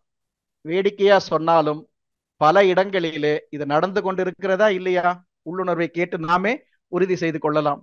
அப்போ இந்த காலத்துல இந்த இறை உணர்வு என்றது முழுமையாக பெறாத காரணத்தினால் மனிதனை மனிதன் மதிக்க வேண்டிய தன்மை மாறி பறித்து உண்ணல் என்ற செயல் இன்னைக்கு எங்கும் நிறைவு இருக்கிறது இல்லைங்களா? அப்ப இந்த பறித்துண்ணல் என்ற ஒரு விஷயம் என்னது? மனிதனுடைய பண்பா? இல்லையே, அது விலங்கின பண்பு தானே. ஒரு தப்பு முதல் முறை செய்யும் போது கொஞ்சம் உறுத்தல் இருக்கு, 2வது முறை உறுத்தல் கொஞ்சம் குறைவா இருக்கு, 3வது முறை உறுத்தலே இல்லை, 4வது முறை அதுதான் சரின்னு செய்யப்படுது. அப்படி இந்த விலங்கின குணமாகிய பறித்துண்ணல் என்பது மனித இனத்திலே இன்று ஒரு உறுத்தல், குற்ற உணர்ச்சி எதுவுமே இல்லாமல் அதுதான் சரி என்று செயல்பட்டு வருகிற இந்த காலத்துல இந்த பறித்துண்ணல் நீங்குவதுதான் இறை வழிபாடு அறநெறியின் முக்கியமான கோட்பாடாக இருக்க முடியும். என் உழைப்பாலும் அறிவின் திறனாலும் பெற்ற எப்பொருளும் எனக்குரிமை என்பதுதான் நீதி. பின் அதனை தூக்கலாம், பிறர்க்கு உதவி செய்யலாம், பிற உயிரை தன்னுயிர் போல் மதிப்பது உயர் பண்பு. தன் திறனால் தன் உணவை விளைவிக்க தெரியா தகுதியிலா வினங்கினம் தான் பிற உயிர் கொன்று உண்ணும். வன்முறையாம் துன்பம் பிற உயிர்களிக்கா நெறிவாள் வளமுணர்ந்த உயிரினம்தான் மனித இன மேன்மை. அப்போ உண்மையான மதம், இறை உணர்வும் அறநெறியும் பரப்புகிற மதம் எப்படி இருக்க வேண்டும் என்று அருள் தந்தை சொல்றாங்க. தன்மொழிப்பு, 6 குணம், பஞ்சமகா பாவம், தயவின்றி பிறருடைய சுதந்திரம் பறித்தல், வன்முறைகள், ஏழ்மை, பிறர் பொருள் கவர்தல், மேலும் வாழ்வினிலே பெண்ணினத்தை வருந்த விடல் என்ற கண்மவினை நிகழாமல் காக்கும் மதம் ஒன்றே. கடவுள் நெறிக்கு ஒத்த மதம் களங்கமிலா ஒன்றாம். என் அருமை நண்பா, நீ அறிந்தால் சொல்வாய், இத்தகைய உயர் மதத்தை எல்லோரும் ஏற்போம். அப்ப பக்தி வழி அறிவின் துவக்க நிலையிலே ரொம்ப அவசியம்தான். ஆனா இன்றைக்கு விஞ்ஞான அறிவு பெற்றுள்ள இந்த காலத்திலே ஞான வழிதான் மனிதனுக்கு இன்றியமையாதது. சிந்தனை ஆற்றல் பெற்ற அனைவருமே பக்தி நெறியில் பயின்று அதன் மூலமாக வளர்ச்சி பெற்று ஞான வழியிலே தேறி வாழ்வதுதான் பொருத்தமானது.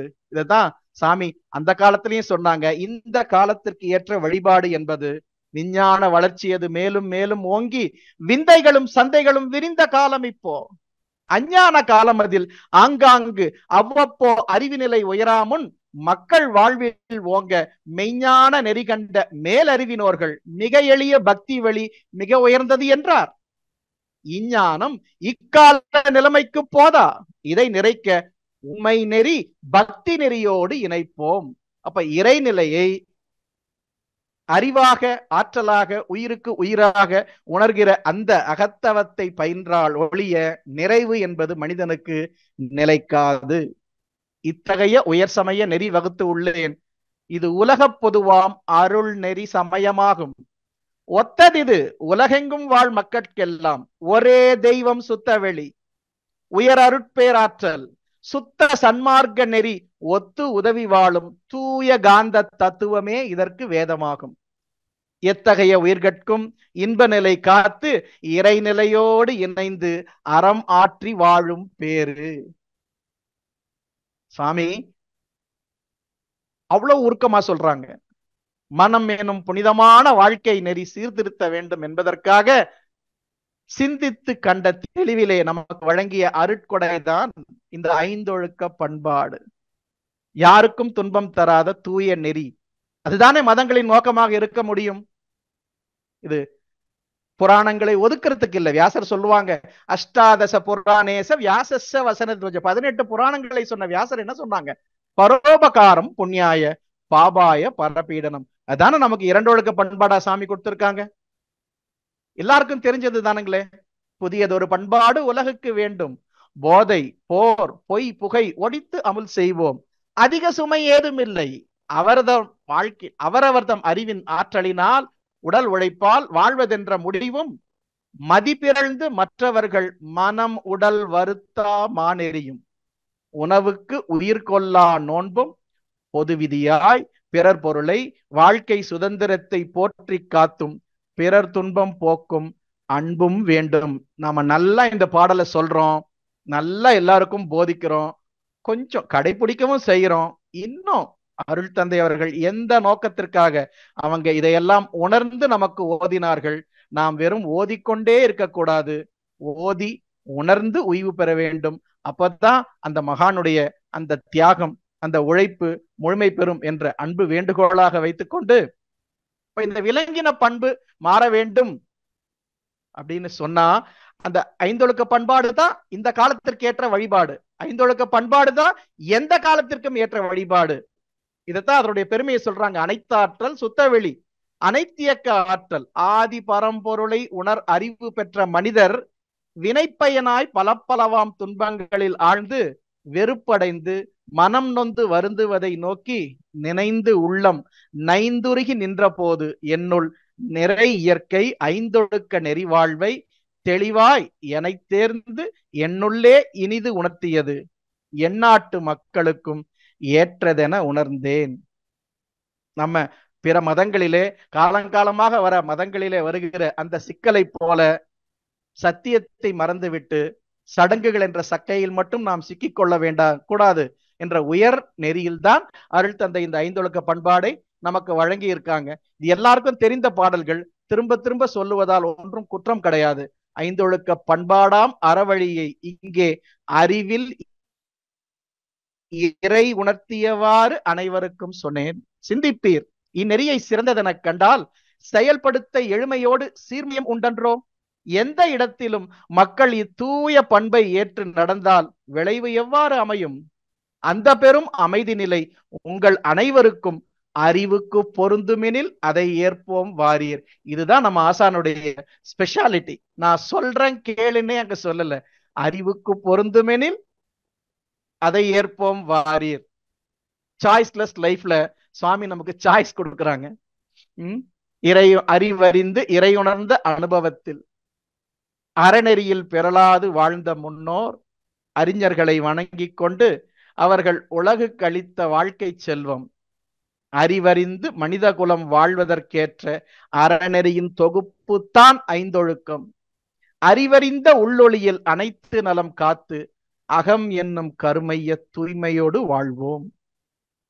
காலம் காலமாக எத்தனையோ மதங்களிலே எத்தனையோ மொழிகளிலே சொல்வதெல்லாம் வேதம், அதையெல்லாம் ஓதிக்கொண்டே இருக்கிறார்கள் என்றால் அருட்தந்தை அவர்கள் வழங்கிய ஓரொரு வார்த்தையும் ஓரொரு எழுத்தும் வேதம்தான். இப்போ வேதம் என்பது ஓதல், ஓதுவித்தல்,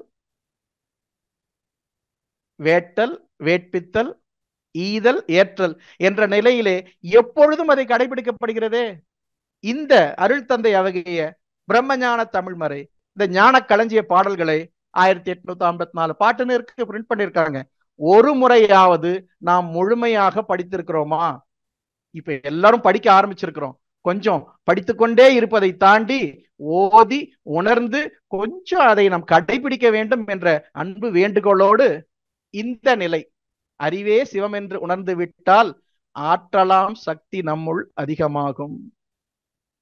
நம்ம படிக்கிறது ராமாயணம், இடிக்கிறது பெருமாள் கோயில்னு வேடிக்கையா சொல்ற மாதிரி எந்த மதங்களும் எந்த மகான்களுடைய கருத்துக்களும் காலப்போக்கிலே தடமாற்றம் என்று மாறிக்கொண்டே இருக்கிறது. ஒவ்வொருவரும் ஒவ்வொரு உயிரும் அறிவு திருக்கோயில் என்ற உண்மை நிலையை உணர்ந்து அந்த உயிர் வழிபாடை செய்தால் உயிருக்குள் உயிராய் இருக்கிற இறை வழிபாடு இயல்பாக மாறி போகும். அதுதான் இந்த காலத்திற்கு யாருக்கும் துன்பம் தராத தூய வழிபாட்டு நெறியாக இருக்க முடியும். உன்முனைப்பை உள்ளடக்கி உயிரில் பாய்ச்சி உட்பொருளே அறிவென்று அது நீ என்று சின்மயமாய் அமைதி பெற சிறந்த ஆற்றல் சிந்தையை உய்விக்கும் இறை உணர்வாய் தன்முனைப்பு கரைந்துவிடும். அருகுணங்கள் தனிந்து நற்குணங்களாய் மாறும். மேலும் முன் செய்த வினையகளும் பின் செயல்கள் பிழையின்றி அறமாம் பேரின்பம் கிட்டும். ஆகவே இவ்வளவு காலமாக நாம என்ன சொல்றோம்? இறை வழிபாடு, அறநெறி, இந்த இரண்டு தான் மதங்களின் நோக்கம். இதற்குத்தான் இறைநிலை முற்றிலும் உணர்ந்த மகான்களால் பல்வேறு மத கோட்பாடுகள் அந்தந்த மனிதர்களில் அறிவு நிலைக்கு ஏற்ப தோற்றுவிக்கப்பட்டது. அறிவு நிலை உணராதவங்க, அதாவது சிறுவர்களா இருந்தாலும் இல்ல வயதாகி அறிவு முதிர்ச்சி அடையாதவர்களா இருந்தாலும், ரெண்டு கேட்டகரி இருக்கு. ஒண்ணு வயதானவர்கள், இன்னொன்னு பெரியவங்க. வயதானவங்க எல்லாம் பெரியவங்க கிடையாது, பெரியவங்க எல்லாம் வயதானவங்க கிடையாது. அவர்களுக்காக அவர்கள் வாழ்க்கை வசதிகளை பெற வேண்டும், எண்ணத்திலே வலிமை பெற வேண்டும் என்பதற்காக பல்வேறு உருவ அமைப்புகளாக சிலை வணக்கங்களாக இறைநிலையை காட்டி உணர்த்தினார்கள் பெரியவர்கள். ஆனால் அது எல்லாமே ஒரு வயது வரைக்கும் ஓகே. இன்னைக்கு பக்தியிலே பரித்துண்ணல் என்பது பல நிலைகளிலே பல வகைகளிலே பல்வேறு ஒழுக்க சீர்கேடுகளை உருவாக்கிவிட்ட காரணத்தால் இந்த விஞ்ஞான வளர்ச்சி பெற்ற காலத்திலே அந்த பழைய முறைகளை அப்படியே பின்பற்ற இயலாது. மனிதன் தன் அறிவு செயல் திருந்தி ஓங்க மதிமிக்கோர் தெய்வ வழிபாடு சொன்னார்.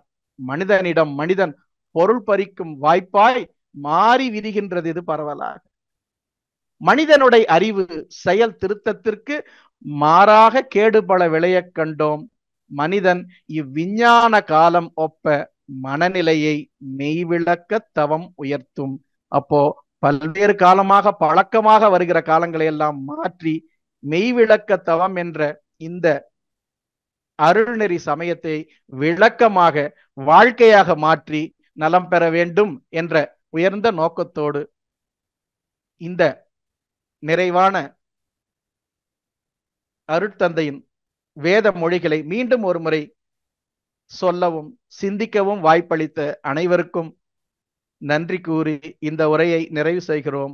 வையமெல்லாம் வாழட்டும், வாழ்க்கை வளம் காத்தினிதாய், வளரட்டும் மெய்யறிவு, வாழ்க்கை இன்பம் துய்த்தலிலே, உய்ய மெய்ப்பொருள் நாட்டம் உலகெங்கும் மக்களிடம் ஓங்குக மேலோங்குக நம் உள்ளங்கள் ஒன்றுபட. வாழ்க வையகம், வாழ்க வையகம், வாழ்க வளமுடன். தற்போது கேள்வி பதில் நிகழ்ச்சிக்குள் செல்லலாம். கேள்வி கேட்க விரும்பும் அன்பர்கள் கை சின்னத்தை உயர்த்தும் போது அவர்களுக்கான வாய்ப்பு வழங்கப்படும் என்பதை அன்போடு தெரிவித்துக் கொள்கின்றோம். வாழ்க வளமுடன். ஐயா வாழ்க வளமுடன். கேள்வி பதில் நிகழ்ச்சிக்கு போலாம் ஐயா. வாழ்க வளமுடன். வாழ்க வளமுடன். போலாங்கம்மா. நன்றிங்க ஐயா. முதலாவது அன்பராக பிக் ஸ்கை என்று போட்டிருக்கிறது. உங்க பெயரை சொல்லி அறிமுகப்படுத்திட்டு ஐயா கிட்ட பேசுங்க. வாழ்க வளமுடன். வாழ்க வளமுடன் ஐயா. என்னுடைய பெயர் Arulnithi Parthasarathy, from Melbourne, Australia. வாழ்க வளமுடன் ஐயா. மகிழ்ச்சிங்க. வாழ்க வளமுடன் ஐயா. மிகவும் தெளிவான விவேகத்துடன் கூடிய துணிவான உரையுங்க ஐயா. மிக்க மகிழ்ச்சி. நன்றிங்க. நன்றிங்க. உலக பொது அருள்நெறி சமயத்திற்கு அருட்தந்தை சொன்னதெல்லாம் நீங்க சொல்லியிருக்கீங்க. சோ அதுல இப்ப இந்த கட்சி முறையால் மட்டும்தான் உள்ளத்தினால் ஏற்படுகின்ற மாற்றம் மட்டுமா, அதை நோக்கிதான் நம்ம போயிட்டு இருக்கோமா, இல்ல இந்த உலக பொது அருள்நெறி சமயம் அப்படின்னு அருட்தந்தை சொல்லிட்டாங்க. சரிங்க. மதங்களை எல்லாம் இணைத்துக் கொள்ளக்கூடிய கர்மயோகம் எனும் உலக பொது அருள்நெறி சமயம். அதெல்லாம் நம்ம மனவளக்கலை அன்பர்கள் திரட்சி முறையில அதை ஃபாலோ பண்ணிட்டு இருக்கோம், அதை நோக்கி போயிட்டு இருக்கோம். அதை தாண்டி வேகமாக வரக்கூடிய மாற்றங்கள் என்னென்னலாம் இருக்குங்க ஐயா? உங்களுடைய அனுபவம், அதை ஒட்டிய பதிலுங்க ஐயா. வாழ்க வளமுடன் ஐயா. இதை செய்யறத ஒழுங்கா செஞ்சா போதும் இல்லைங்க ஐயா. இப்ப மனோலக்கலையில நீங்க துணிவான்னு சொன்னீங்க.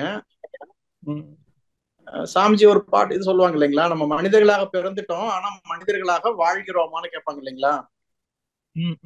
அப்ப மனவள கலைஞனா வந்துட்டோம் தீட்சை எடுத்த அன்னைக்கு. சாமிஜி சொல்ற அத்தனை கருத்துக்களையும் அப்படியே கடைபிடிக்கிறோமா? வாழ்க வளமுடன் சொல்லிட்டா அது மனவளக்கலை ஆயிடுமா? பயிற்சிகளில குருநாதர் சொன்னதை அப்படியே கடைபிடித்தால் கண்டிப்பாக பலன் வருங்க, சந்தேகமே வராது. இப்ப நாம மத்தவங்களை திருத்துறது அப்படின்னு போறது பின்னாடி. நாம் சொன்னாங்க இல்லைங்களா, ஒரு உயிரும் ஒரு அறிவு திருக்கோயில்னு சொன்னாங்க இல்லைங்களா. அந்த நிலையில சாமிஜி இதத்தான் சொல்லியிருக்காங்க. ஒரு பாத்திரம் ரொம்ப வழியணும், அப்பதான் அது சரியான பலனை கொடுக்கும். இப்ப நான் என்ன அளவுல சொல்லிக்கிறேங்க, நான் பொதுவா உங்களை சொல்லல. இப்ப இந்த மாதிரி பேசும்போது இந்த கருத்துக்கள் நமக்கு உள்ள போகுதா, நாம கடைபிடிக்கிறோமா, நாம பண்படுறோமா, ஒருத்தரும் பார்த்தாவே போதுங்க, கண்டிப்பாக உலக சமாதானம் வந்துடும். அது இன்னைக்கு வருமா நாளைக்கு வருமானு இல்ல, அந்த சரியான பாதையில நம்பிக்கையோட போகணும். ஏன்னா மனவளக்கலையில நாங்க வரோம்னு சொல்றவங்க எல்லாம் எத்தனை பேர் இந்த மாதிரி வராங்கன்றது கேள்வியா இருக்கு இல்லைங்களா.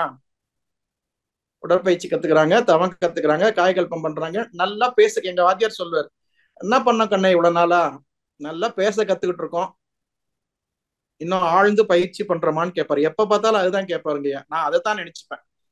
சாமி எல்லாத்துக்கும் வழிமுறை சொல்லியிருக்காங்க, அதை கடைபிடித்தாலே போதுங்க, அதுல ஒன்றும் மாற்றே கிடையாதுங்க. எவ்வளவோ விஷயங்கள் மகரிஷி சொன்னது நடந்திருக்குங்களே. டைவர்ட் ஆகாம டைலூட் பண்ணாம பாத்துக்கிட்டாவே போதும்.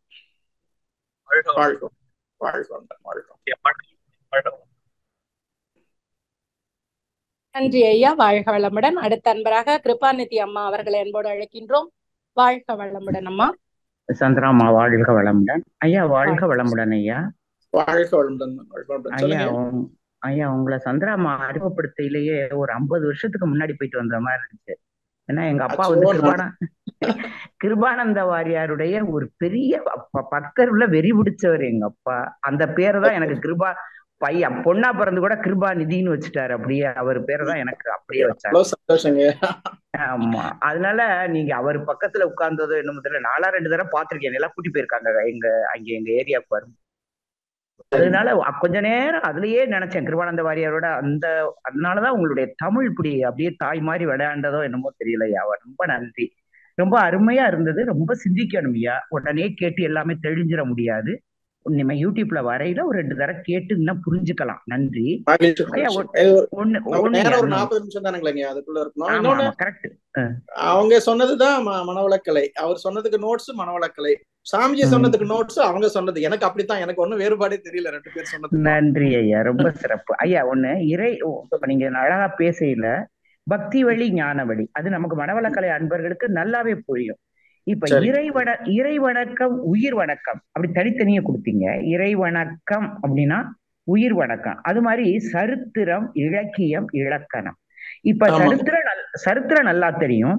இலக்கியம் வாழ்க்கையின் ஒழுங்கு, அது ஓரளவு நீங்க நல்லா சொன்னீங்க. இலக்கணம்ங்கிறது அதை கொஞ்சம் முன்ன பின்ன அதுல எல்லாம் படுத்துறதா இல்ல அப்படியே விடுறதா? இல்ல அது சந்தோஷம் தாங்க. ஆனா இறை இலக்கணம் தான் இறைஞானம் நமக்கு தெரியுங்களே. நம்ம ஒரு தலைப்பு இருந்தா அந்த தலைப்பை ஒட்டி தானுங்களே பேசணும். அப்ப காலத்திற்கேற்ற வழிபாடுல சாமி என்ன சொல்றாங்க மகரிஷி, இறை இலக்கணம் எல்லாரும் பாமர மக்கள் அவ்வளவு தூரம் ஆராய்ச்சி பண்ண மாட்டாங்க இல்லைங்களா. அப்ப பக்தியில சைவ சித்தாந்தம் இருக்கு. சைவ சித்தாந்தம் மெய்கண்ட சாத்திரங்கள் 14 நூல்களை மட்டும் உட்காந்து பேசினா எத்தனை பேர் கேட்பாங்க? அவங்களுக்கு ஒரு ராமாயணம், ஒரு மகாபாரதம், எதையாவது ஒரு புராண இலக்கிய கதைகளை சொல்லி அதன் மூலமா தானே சொல்ல வேண்டியதா இருக்கு. இப்ப ஆசான் அருள் தந்தை வந்த பிறகு எந்த வித ஜோடனைகளும் கிடையாது. இருக்கிற மாதிரியே சொல்றது மனவளக்கலை இல்லைங்களா. ஆனால் அந்த மனவளக்கலையிலையும் இப்ப இருக்கிற மாதிரியே பேசுறவங்க, அதை தாண்டி கேட்கிறவங்க எத்தனை பேர்? நம்ம அகத்தாய்வு தானங்களே பண்ணணும், நம்மள தானே நம்ம தேத்திக்கணும். ஜாலியா பேசுங்க, ஜனரஞ்சகமா பேசுங்கன்னு தானே எல்லாரும் கேக்குறாங்க. ஆமா, பேசையில கொஞ்சம் கதை அதெல்லாம் சொன்னா அது கொஞ்சம் அப்படித்தான் இலக்கியங்கள் சொல்லப்பட்டது. இறை இலக்கணம் என்பது எல்லாரும் அவ்வளவு சீக்கிரம் உணர்ந்து கொள்ள முடியுமா?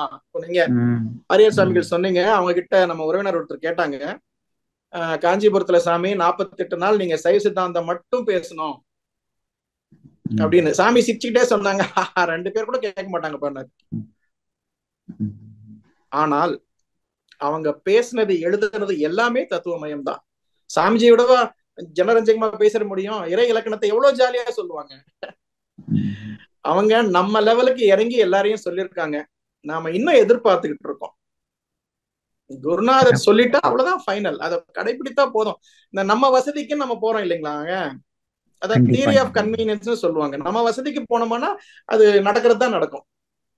வேணுன்றது கிடைக்கணும்னா குருநாதர் எப்பொருள் எவ்வழி எப்படி முன்னோர் மொழிந்தார் அப்படி செப்புதல் மரபு. குருநாதர் சொல்லிட்டா அது ஃபைனல். இன்னொன்னு, குருநாதர்ன்றவங்க நம்மள மாதிரி நினைக்க கூடாது இல்லைங்களா. வள்ளலார் சொல்லுவாங்க, அவங்க நம்ம கூடயே இருப்பாங்க, நம்மள மாதிரியே சாப்பிடுவாங்க, நம்மள மாதிரியே பேசுவாங்க, அவர்களுக்கும் வேர்க்கும், அவர்களுடைய இருப்பு நிலை வேற. சாமிஜி சொல்லியிருக்காங்களே, என்னை யான் அறிய வேண்ட இறைவா என் குருவாய் வந்தாய். இறைவனே குருவாக வந்திருக்கிறார்ன்றத வாயில சொல்லாம உணர்வாக இருந்தால் எல்லாமே கிடைக்குங்க. ஞானம் என்பது படித்து பெற வேண்டியது ஒண்ணுமே இல்லை. குருவருள் இருந்தால் எல்லாமே வரும். இந்த சைவ சித்தாந்தம்னு சொன்ன அதுல திருவருட்பயன் ஒரு நூல், அதுல முதல் பாட்டு இதாங்க, நற்குஞ்சரக்கன்று நன்னில் கலைஞானம் கற்கும் சரக்கு அன்று கான். படித்து தெரிந்து கொள்ள வேண்டியது அல்ல. இப்ப நம்மளோடதே உள்ளுணர்வு கல்வி தானுங்களே. என்ன சுவாமி சொல்றதை நம்ம உணர்ந்து அனுபவிக்கணுங்க. கண்டிப்பா ஐயா, இன்னும் 2 தடவை கேட்கணும். அடுத்த ஸ்பீச் போது ஏதாவது இருந்தா கூட உங்கள்ட்ட கேட்க புக் வாழ்க வளமுடன். ரொம்ப சிறப்பு, நன்றி நன்றி, ரொம்ப சிறப்பு. சந்திராமா நன்றி, வாழ்க வளமுடன். வாழ்க வளமுடன். நன்றி அம்மா, வாழ்க வளமுடன். அடுத்த நண்பராக மணிமேகலை அம்மா, வாழ்க வளமுடன். மணிமேகலை அம்மா, நீங்க அட்மிட் பண்ணியாச்சு, நீங்க பேசலாம். மணிமேகலை அம்மா கேக்குதுங்களா? கொஞ்சம் லோவாதாமா இருக்கு, கொஞ்சம் சவுண்ட் வால்யூம் இன்க்ரீஸ் பண்ணிக்கோங்க. வாழ்க வளமுடன் ஐயா. வாழ்க வளமுடன்மா, வாழ்க வளமுடன். சொல்லுங்க ஐயா. உரை ரொம்ப ரொம்ப சூப்பரா இருந்ததுங்க ஐயா. ரொம்ப பக்தி மார்க்கம். வாழ்க வளமுடன். மணிமேகலை அம்மா, உங்க மைக் ஆஃப் ஆயிடுச்சு பாருங்க, திருப்பி அன்மியூட் ஆப்ஷன் கொடுத்திருக்கேன், நீங்க டச் பண்ணுங்க மைக் ஒரு முறை. மணிமேகலை அம்மா, அவங்களுக்கு ஏதோ நெட்வொர்க் இஷ்யூ நினைக்கிறேங்க ஐயா. இருக்கட்டும். ஆமாங்க ஐயா, ஆமா. ரொம்ப சிறப்பா இருந்தது ஐயா உரை. மகிழ்ச்சி. நம்மளுக்கு ஒண்ணும் இல்லைங்களா? எத்தனை உதாரணங்கள், எத்தனை இது யூடியூப்ல வரும்போது திரும்ப ஒரு வாட்டி கேட்கணுங்க ஐயா. அப்பதான் இன்னும் நல்லா நம்ம அந்த எல்லா பாடல்களையுமே முதல்ல நம்ம குறிச்சு வச்சுக்கணும். அந்த மாதிரி இருந்தது. அற்புதமா. கிருபாநிதி அம்மா வாழ்க வளமுடன். நீங்க பேசலாமா கிருபாநிதி அம்மா? ஐயா நான் ஆள் இல்லாதனால கொஞ்சம் அவங்களோட இந்த கிளாரிஃபை பண்ண தாராளமா கேளுங்கம்மா, கேளுங்க. ஐயா. நீங்க கேக்குற கேள்வி எல்லாருக்குமே பயனுள்ளதா இருக்கும். கேளுங்க ஐயா. வாழ்க வளமுடன் ஐயா. இப்ப மகாபாரதம் இப்ப கர்ணருடைய பாத்திரம், பீஷ்மருடைய பாத்திரம். இப்ப அவர் கணவர் கண்ணு தெரியலைங்கிறக்காக காந்தாரி அவங்க கண்ணை கட்டிட்டே காலமெல்லாம் ஓட்டுனாங்க. இதெல்லாம் கதாபாத்திரத்துடைய ஒரு மிடுக்கு தானே ஐயா. இல்ல இது அதாவது அது உங்க அழகா சொல்லியிருந்தா கூட அதனுடைய இப்ப இத இலக்கியத்துல தானே இது ஒரு இலக்கிய மாதிரி தானே ஐயா கொண்டு போக முடியும். அதாவதுமா பெரியவங்க என்ன சொல்லுவாங்க, மகாபாரதத்துல ஒரு தத்துவங்களை ஒரு அறச்செயல்களை விரித்து சொல்வதுதான் புராணம். சத்தியம் வதா அப்படின்னா சத்தியத்தை பேசுனா ஹரிச்சந்திர புராணம் இல்லைங்களா? அப்படி பல்வேறு கருத்துக்களை உள்ள வச்சு சொல்லதுதான் இதிகாசம். இப்போ மகாபாரதமோ ராமாயணமோ நீங்க எந்த புராண இதிகாசமா இருந்தாலும் நம்ம எழுதி படிக்கிறோம் இல்லைங்களா, படிச்சிருக்கிறது இல்ல. இப்போ அந்த சீரியல் பார்த்துதானே எல்லாருக்கும் ஞாபகம் இருக்கு. அது அப்படியே தான் நடந்ததுன்னு எத்தனை பேருக்கு தெரியும்? அதுல எத்தனையோ கிளைக்கதைகள் எத்தனையோ மாறி மாறி வருது இல்லைங்களா? கண்டிப்பா. அதனால காந்தாரி, கர்ணன் நீங்க எதை எடுத்துக்கிட்டாலும் அதனுடைய உட்பொருள் என்ன, இன்னைக்கு அது எந்த விதத்துல பயன்பெறும், அந்த அளவுக்கு எடுத்துக்கிட்டு கடந்து போய்கிட்டே இருங்க. அன்னைக்கு மகாபாரதத்துல ஒரு துரியோதனன், ஒரு அர்ஜுனன், ராமாயணத்துல ஒரு ராவணன், ஒரு ராமன். இன்னைக்கு ஒருத்தருக்கு உள்ளேயும் ராமா இருக்காங்க, ராவணன் இருக்காங்க, ஹிரண்யகசிபு இருக்காங்க, நரசிம்மர் இருக்காங்க, துரியோதனன் எல்லாருக்குள்ளேயும் இருக்காங்க. நாம் எதை தூண்டி விடுகிறோமோ அவங்களா மாறுறோம். கரெக்ட் தானுங்களே? மனம் பந்தத்துக்கும் மோட்சத்துக்கும் அதுதானுங்களே காரணம். புலன் வயப்பட்டு இதுலயே சிக்கி கொண்டிருந்தா வாழ்க்கை இப்படி இருக்கும். அறிவு வயப்பட்டு போனா மனம் அதை உயர்த்தினால் மட்டில்லா இன்பம், மனம் அதை தாழ்த்தினால் மயக்கத்தால் துன்பமே. குருஜி சொன்ன, சாமிஜி சொன்ன அத்தனை தத்துவங்களையும் உள் வாங்கிட்டா நீங்க எந்த புராணம், இதிகாசம், இறை தத்துவம் எந்த மொழியில் இருந்தாலும் சரியா பாத்துக்கலாம், வெரிஃபை பண்ணிக்கலாம். இதுக்கு பொருந்தி வந்தா இன்னைக்கு வச்சுக்கலாம், பொருந்தி வரலன்னா விட்டுடலாம். ஏன்னா அது எக்காலத்துக்குமானது. இதுக்கு மேல ஒரு முழுமைன்றது இல்ல. சாமிஜி அவ்வளவு சொல்லியிருக்காங்க. அதனால மகாபாரதம் கேட்டா அது இன்னைக்கு சாத்தியமா? அது நாம என்ன எடுத்துக்கலாம்? இதுக்கு வாரியசாமி கிட்ட கேட்பாங்கம்மா, ஒரு ராமாயணத்துக்கு மகாபாரதத்துக்கும் என்ன வித்தியாசம்? இதுல 5 பேர் அண்ணன் தம்பிங்க, அதுல 4 பேர், இப்படிதானுங்களே? அதுக்கு சாமி சொன்னாங்க ஒரு எழுத்து தான் வித்தியாசம், அது பெண்ணாசை, இது மண்ணாசை, அவ்வளவுதான். சிறப்பியா, ரொம்ப சிறப்பியா. வாழ்க வளமுடன். தர்மபுரிக்கே அந்த ஆதீனத்துக்கே உள்ள எல்லா மொழிகளும் உங்கள்கிட்ட இருக்கியா. நன்றியா. வாழ்க வளமுடன். வாழ்க வளம், வாழ்க வளம். நன்றிமா. நன்றி. வாழ்க வளமுடன். நன்றி. வாழ்க வளமுடன். நெய்வேலியில இருந்து லக்ஷ்மணன் காந்திமதி ஐயா. லக்ஷ்மணன் ஐயா நீங்க பேசலாம். ஐயா வாழ்க வளமுடன் ஐயா. வாழ்க வளமுடன். மிகவும் சிறப்பா இருந்ததுங்க ஐயா. சந்தோஷம் ஐயா. நம்ம தினந்தோறும் உடற்பயிற்சி, காய்கல்பம், தியானம், அகத்தாய்வு எல்லாமே பண்றோம். இன்னைக்கு இருக்கிற கால சூழலுக்கு ஐயாவோட இது நீங்க சொல்ற மாதிரி எடுத்து நம்ம வாழ்க்கையிலையும் சரி, பொது வாழ்க்கையும் சரி, நம்ம எடுத்து கொண்டு போனோம்னா சரியா நடக்குங்கிறது சரியான விஷயம்தான்.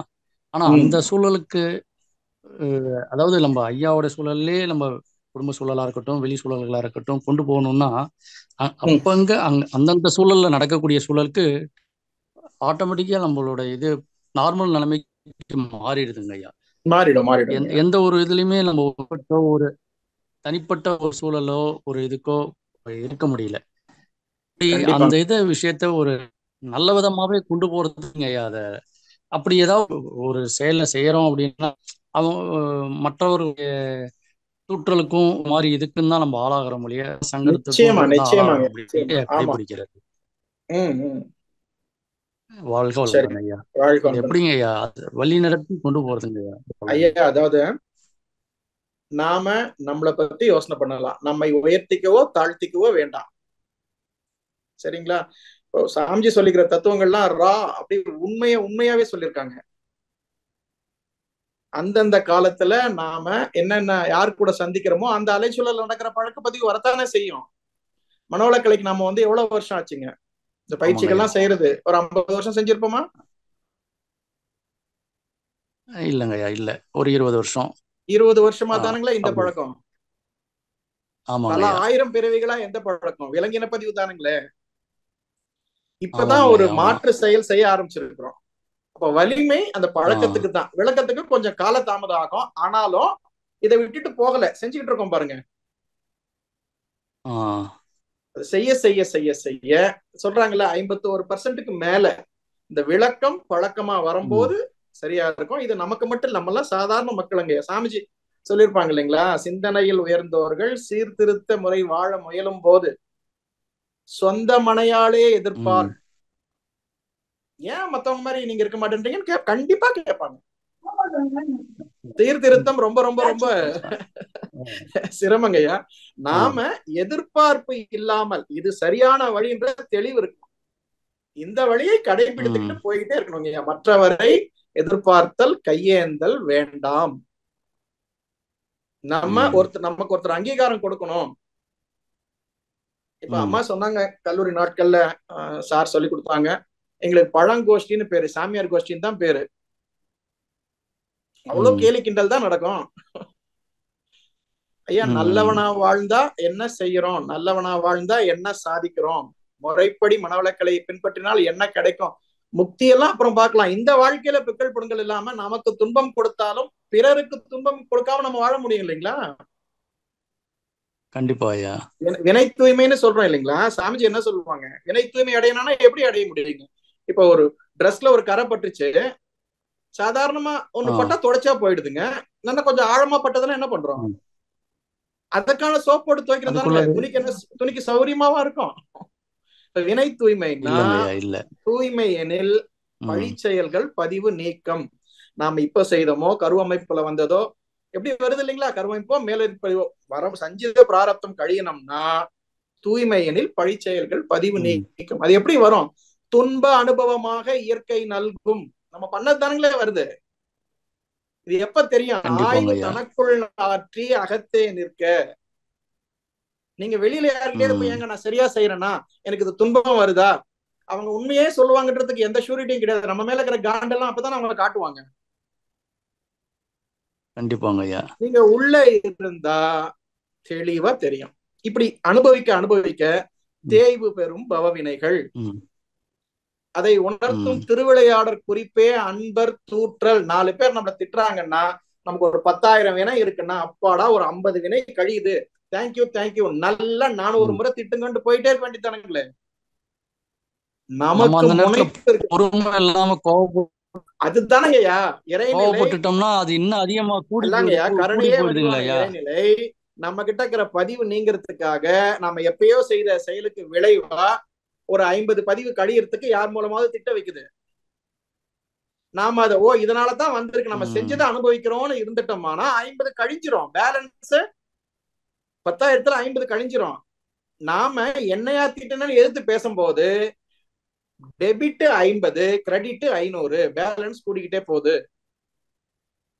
இப்படி இருக்கிறதுக்கு தான் பயிற்சி. நம்ம அகத்தாய்வுன்றது படிக்கிறதோ செய்யறதோ இல்லைங்க. நம்ம முதல்லைக்கு நல்லா செஞ்சுக்கிட்டு இருக்கோம். மன்றத்துக்கு வந்த பிறகு எல்லார்கிட்டையும் மாற்றம் இருக்கு.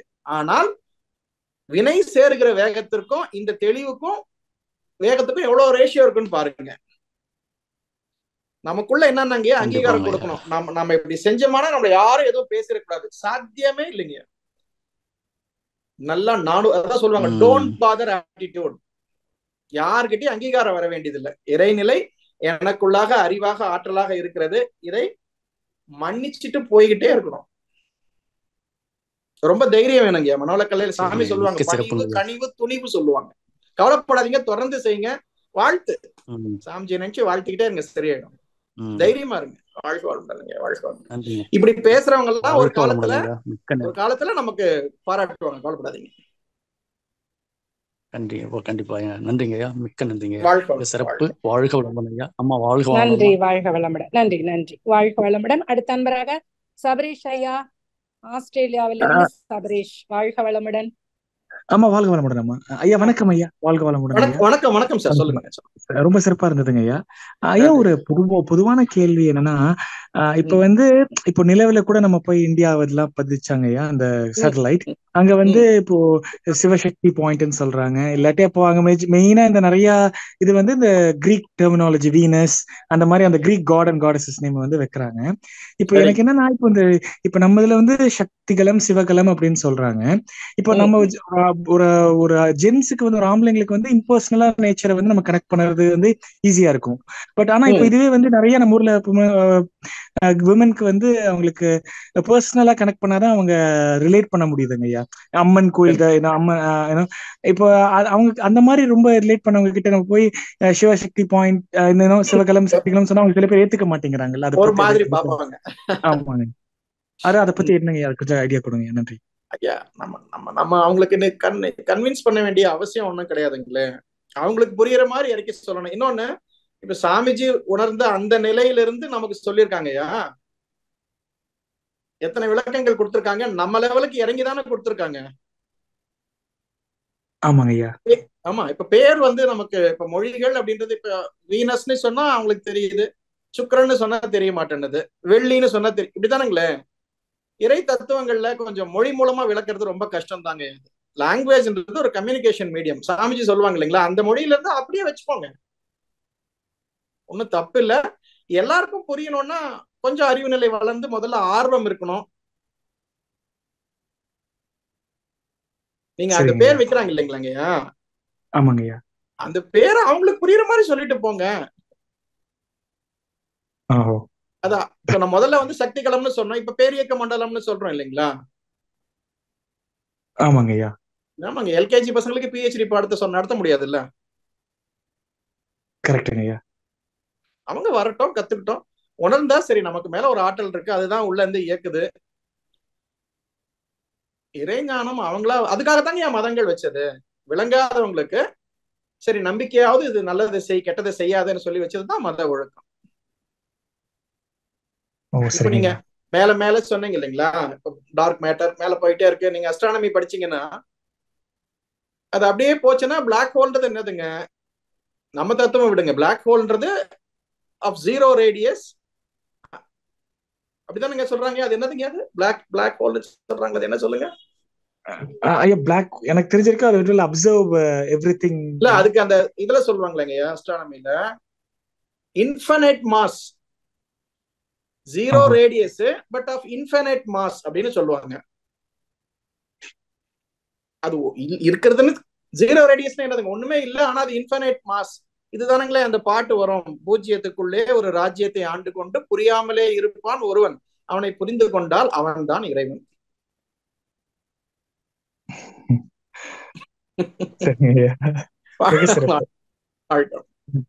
ரொம்ப சிறப்பையா, நன்றி. நன்றி அம்மா. நன்றி. வாழ்க வளமுடன், மிக்க நன்றி. அடுத்த அன்பராக மதுரையிலிருந்து குருவம்மாள் அம்மா அவர்கள். வாழ்க வளமுடன் அம்மா. அம்மா வாழ்க வளமுடன், மிக சிறப்பு. வாய்ப்பு கொடுத்தமைக்கு நன்றி ஐயா. வாழ்க வளமுடன். அம்மா வாழ்க வளமுடன்மா, சொல்லுங்கம்மா. அவங்களுடைய உரைய கருவிலே திருவுடையாருன்னு சொன்னாங்க சாமிஜி. அந்த கருவிலே கூட திருவுடையாருன்னா நீங்க எத்தனை எத்தனை ஜென்மத்திலேயே உங்களுக்கு இந்த பதிவு எல்லாம் ஏற்பட்டிருக்குமோ தெரியலைங்க ஐயா. எங்களுக்கு இப்பதான் இருக்குது. அதனால நாங்க உங்களுடைய உரையை புரிந்து கொள்றதுக்கே நாங்க நிறைய தரம் கேட்டாதாங்கய்யா எங்களுக்கு புரியும். அவ்வளவு பாட்டு, அவ்வளவு விளக்கங்கள், எவ்வளவு ஐயா. இப்ப உலகத்துல இருக்கிற எல்லாத்தையும் சொல்லிட்டீங்க, அவ்வளவு அற்புதம். நீங்க அவங்க ஃபேமிலி எல்லாமே முன்னால இருந்து படிச்சுட்டே இருக்கீங்களா ஐயா? அப்படி எல்லாம் இல்லம்மா, எனக்கு அவ்வளவா ஒண்ணும் தெரியாதுமா. அப்பா அம்மா வளர்ப்பு என்கிட்ட இப்ப நீங்க பாராட்டுறீங்கன்னா அது அப்பா அம்மாவுக்கு தான் போய் சேரணும். அவங்கதான் என்ன அப்நார்மலா வளர்த்தாங்கன்னு சொல்றாங்கல்ல, எனக்கு வெளி உலகமே தெரியாது காலேஜ் படிக்கிற வரைக்கும். ஒரு பாட்டு மனப்பாடம் பண்ணி சொன்னா 1 பைசா கொடுப்பாங்க அப்பா. ரொம்ப ரொம்ப அப்பா பையன்ற மாதிரியே வளர்த்தது இல்ல, டீச்சர் மாணவர்கள் மாதிரியே ரொம்ப ஸ்ட்ரிக்டா வளர்த்துட்டாங்க. ஏதாவது நீங்க பாராட்டினா அந்த பாராட்டு எல்லாமே அவருக்கு தான் போய் சேரும்.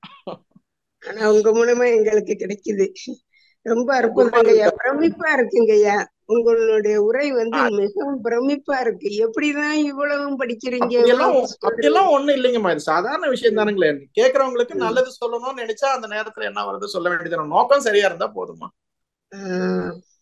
ஐயா, உங்களுடைய தொண்டு சிறக்கட்டும் ஐயா. வாழ்வாங்க வாழணுங்க ஐயா. 120 ஆண்டு சாமிஜி சொன்ன மாதிரி வாழ்ந்துட்டே இருக்கணும். வாழ்க வளம். வாழ்க வளம். வாழ்க வளமுடன். மிக்க நன்றி அம்மா. வாழ்க வளமுடன். மணிமேகலை அம்மா, உங்களுக்கு ஏற்கனவே வாய்ப்பு கொடுத்தோம். நீங்க வந்து திருப்பி ஒரு தடவை டச் பண்ணுங்க. அன்மியூட் ஆப்ஷன் கொடுத்திருக்கேன், மைக்க டச் பண்ணுங்க அம்மா. மணிமேகலை அம்மா, மீண்டும் முயற்சி பண்ணுங்க. வாழ்க வளமுடன் அம்மா. கேக்குதுங்களா? கேக்குது, பேசுங்க. வாழ்க வளமுடன் ஐயா. வாழ்க வளமுடன்மா, சொல்லுங்கம்மா. ஐயா, நான் சொன்ன மாதிரி உரை ரொம்ப அருமையா இருந்ததுயா, தெளிவான உரை, ரொம்ப நன்றிங்கய்யா. என்னோட கேள்வி என்னன்னா, பக்தி மார்க்கத்துல வந்து இப்போ, அதாவது பக்தி மார்க்கத்துல குலதெய்வ வழிபாடு ஒண்ணு இருக்கு இல்லையா? அங்க பாத்தீங்கன்னா வந்து இப்போ நம்ம வந்து மனவளக்கலை கத்திருக்கிறதுனால பக்தி மார்க்கத்துக்குள்ள கோயில்கள் அங்க போனா கூட நம்ம அருட்தந்தை அவர்கள் சொன்ன கருத்துக்களை உள்வாங்கிட்டு நமக்கு என்ன தேவையோ அதை அமைதியான முறையில வாங்கிட்டு வர மாதிரி ஒரு சூழ்நிலை இருக்குது. ஆனா இதே குலதெய்வ வழிபாடு அப்படின்னு போகும்போது அங்க பாத்தீங்கன்னா வந்து நம்மளுடைய அறிவுக்கு ஒத்துக்கொள்ள முடியாத நிறைய விஷயங்கள் அங்க நடக்கும்போது நடக்குது. நம்ம போய் அதை சொல்லும் போது அவங்களால ஏத்துக்கவும் முடியல. சோ இப்ப நான் என்ன பர்சனலா நினைக்கிறேன் அப்படின்னா, அந்த மாதிரி இடங்களுக்கெல்லாம் நம்ம போகாம பேசாம வீட்டிலே இருந்துட்டு அமைதியா அருட்தந்தையவர்கள் சொன்ன முறையிலேயே வந்து நம்ம குலதெய்வ வழிபாடையும் பண்ணிடலாமே அப்படிங்கிற ஒரு உணர்வு எனக்கு இருக்குது. ஆனா பெரியவங்க என்ன சொல்றாங்க, இல்ல எல்லாரும் சேர்ந்து வரணும், ஒரு வருஷம் வரலைன்னா அடுத்த வருஷங்கள் வந்து வர முடியாம பண்ணிரும், ஸோ அப்படின்லாம் சொல்லி ஒரு பயமுறுத்துறாங்கன்னே வச்சுக்கோங்களேன். அப்படின்னும் போது நம்ம திரும்ப அந்த அவங்க சொல்ற அவங்களோட பாதையிலே நம்ம போற மாதிரி இருக்குங்கய்யா. இது ஒரு குழப்பமான ஒரு நிலைமையா இருக்குது ஐயா. குழப்பமே இல்லைங்களே. எதை வணங்கினாலும் எந்த ரூபத்துல வணங்கினாலும் அறிவைத்தான் வணங்குறோம்னு சாமி சொல்லிட்டாங்க. நீங்க அப்படி விளங்கிக்கிட்டீங்க, கூட இருக்கிறவங்க யாரும் விளங்கிக்கணும்னு அவசியம் ஒண்ணும் இல்லைங்களே. இல்ல இப்ப நம்ம அங்க போய் அதான் சாமி சொல்றாங்களே, விட்டு கொடுத்தல், சகிப்புத்தன்மை, தியாகம்னு. கோயிலுக்கு கூப்பிட்டா தாராளமா போங்கன்னு. சாமிக்கு தேங்காய் உடைக்க கொடுத்தா 2 தேங்காயே வாங்கி கொடுங்க, சட்னிக்கு தானே ஆகுதுன்னு சொல்லுவாங்க. நீங்க வாழ்ற நம்ம குடும்பத்துல இருக்கோம் இல்லைங்களா, நம்ம அலையில எல்லாரும் இப்பயே வருவாங்கன்னு சொல்ல முடியாது. இப்ப நாம அவங்க கூட இறங்கி போனாதான் பிற்காலத்திலேயாவது வருவாங்க. நீங்க அந்த கருத்துக்களை அவங்க கிட்ட சொல்ல வேண்டிய அவசியமே இல்லை. அவங்களுடைய பக்குவம் என்ன, அவங்களுடைய சிந்தனை, அவங்களுடைய நம்பிக்கைன்னு ஒண்ணு இருக்கு இல்லைங்களா. கரெக்டியா. பட் ஆனா அங்க வந்து ஒரு குழுவா அதை செய்யும் போது கொஞ்சம் கொஞ்சமா நம்மளும் அதுக்குள்ள போயிடுவோமோ அப்படிங்கிற ஒரு அப்ப நீங்க சொல்லுங்க, யாரு ஸ்ட்ராங்கா இருக்காங்க, யார் ஸ்ட்ராங்கா இல்ல? மன்றத்துக்கே வராம அவங்க ஸ்ட்ராங்கா இருக்காங்க. மன்றத்துக்கு வந்து தவம் பண்ணியும் நம்ம வலுவா இல்லை இல்லைங்களா. அதுதான்மா தெளிவா இருக்கிறது கொஞ்சம் சிரமம். ஒரு கல்லு தூக்கி போட்டா சீக்கிரம் குழம்பிடும். சரிங்களா. நம்ம வந்து எங்க போனாலும் நீங்க உட்காந்து தவம் பண்ணுங்க, இறைநிலை தான் எல்லாமாகவும் இருக்கிறதுன்னு நினைச்சுக்கோங்க. முரண்பாடு வேண்டாம். முரண்பாடு போட்டா அப்புறம் மன்றத்துக்கு அனுப்புறதுல சிக்கல் வரும் இல்லைங்களா. குடும்பத்துலதான் இருக்கும் நம்ம. கண்டிப்பா. நல்லா விட்டு கொடுத்து போங்க. பயமே தேவையில்லைமா. பயம் தான் எல்லாத்துக்கும் காரணம். எல்லா சிக்கல்களுக்கும் அடிப்படை காரணம் பயம். நல்ல பயிற்சி பண்ணுங்க, நல்ல பாசிட்டிவ் தாட்ஸ் வச்சுக்கோங்க, அருட்காப்பு போட்டுக்கோங்க. கண்டிப்பா. நம்ம எல்லா இடத்துலயும் கடவுள் இருக்காருல்லம்மா. இப்ப நீங்க கோயிலுக்கு போறீங்கன்னா இறைநிலை தான் எல்லா இடத்துலயும் இருக்குங்க. அவங்க என்ன சொல்றாங்க இல்லம்மா, அவங்க என்ன சொல்றாங்கன்னா கைலாயத்துக்கு போறோம், வைகுண்டத்துக்கு, இப்படித்தானே சொல்றாங்க. இறைவன் இருக்கிற இடம் தான் வந்து வைகுண்டம், கைலாயம்னா இப்ப நம்ம ஆல்ரெடி கைலாயம் வைகுண்டத்துல தானே இருக்கிறோம். இத போய் அவங்க கிட்ட சொல்ல முடியுமா நீங்க? அந்த உணர்வு, இறை உணர்வுன்னா ஒண்ணு இருக்கு இல்லைங்களாமா. கொஞ்சம் அட்ஜஸ்ட் பண்ணி போங்க, விட்டு கொடுத்து போங்க. நீங்க உங்க அளவுல தெளிவா இருங்க. கேட்காம எல்லாத்தையும் சொல்ல முடியாதுமா, சொல்ல வேண்டிய அவசியம் இல்லை. ஒத்துப்போங்க. காலப்போக்குல நீங்க ஒரு துணைவன்னு ஒரு சினிமா, அது ரொம்ப சாமி முரண்பாடு தேவையில்லாம தான் போனாங்க. அந்த படத்துல பாருங்க, சொல்லியிருப்பாங்க, மனைவி வந்து இந்த மாதிரி சொல்றாங்கன்னு சொல்லும் போது, அன்பனே உன் மனைவி உன் வழிக்கு வரவில்லையானால் நீ அவள் வழிக்கு போ, காலப்போக்குல அவன் வழிக்கு வந்துருவா. சாமி சொல்றாங்க இல்லம்மா. குடும்ப அமைதியை இழந்து பெறுவது ஞானமே ஆனாலும் அதனால் பயனில்லை. விட்டு கொடுக்கறது நம்ம தான் முதல்ல விட்டு கொடுக்கணும். மனவள கலைஞர்கள் தான். நன்றி ஐயா. ஹாப்பியா இருங்க. இது ஹாப்பியா சந்தோஷமா வாழ்க்கை. நன்றி. வாழ்க வளமுடன். சிறப்பான விளக்கம் ஐயா. வாழ்க வளமுடன். அடுத்த அன்பராக சென்னையிலிருந்து இந்திராணி அம்மா அவர்கள். வாழ்க வளமுடன் அம்மா. இந்திராணி அம்மா வாழ்க வளமுடன். சந்திரம்மா வாழ்க வளமுடன். வாழ்க வளமுடன் அம்மா. ஐயா வாழ்க வளமுடன். நான் ஆரம்பத்துல ஜாயின் பண்ண முடியல ஐயா, கேள்வி பதில் நேரத்துலதான் வந்தேன். அதனால பொதுவானதா உங்கள்கிட்ட ஒண்ணு கேக்குறேன் ஐயா. விஞ்ஞானம்னு சொன்னா அது ஏன் எதற்கு அப்படிங்கிற கேள்விகளை கேட்டு அதற்கான விடைய காணணும், கண்டுபிடிக்கணும். ஆன்மீகங்கிறது ஒரு முறை அந்த காலத்துல ஆழ்வார்கள் நாயன்மார்கள் எல்லாம் ஒரு சிக்கனை பிடித்தேன் எங்கெழுந்தருளுவது நீன்னு தான் வாழ்ந்திருக்காங்க. ஏதோ ஒரு தெய்வத்தை அவங்க பிடிச்சாங்கன்னா அந்த தெய்வத்தை பத்தியதான் பாடி அதுலயே முக்தி அடைஞ்சிருக்காங்க. இப்போ நாளாவட்டத்துல காலப்போக்குல விஞ்ஞானம் சொல்லுங்கம்மா. அம்மா வாய்ஸ் சரியா கேட்கலம்மா, கொஞ்சம் நெட்வொர்க் இருக்கிற இடத்துல பேசுங்க. இந்திராணி அம்மா கொஞ்சம் கிளியரா இல்ல உங்க வாய்ஸ்.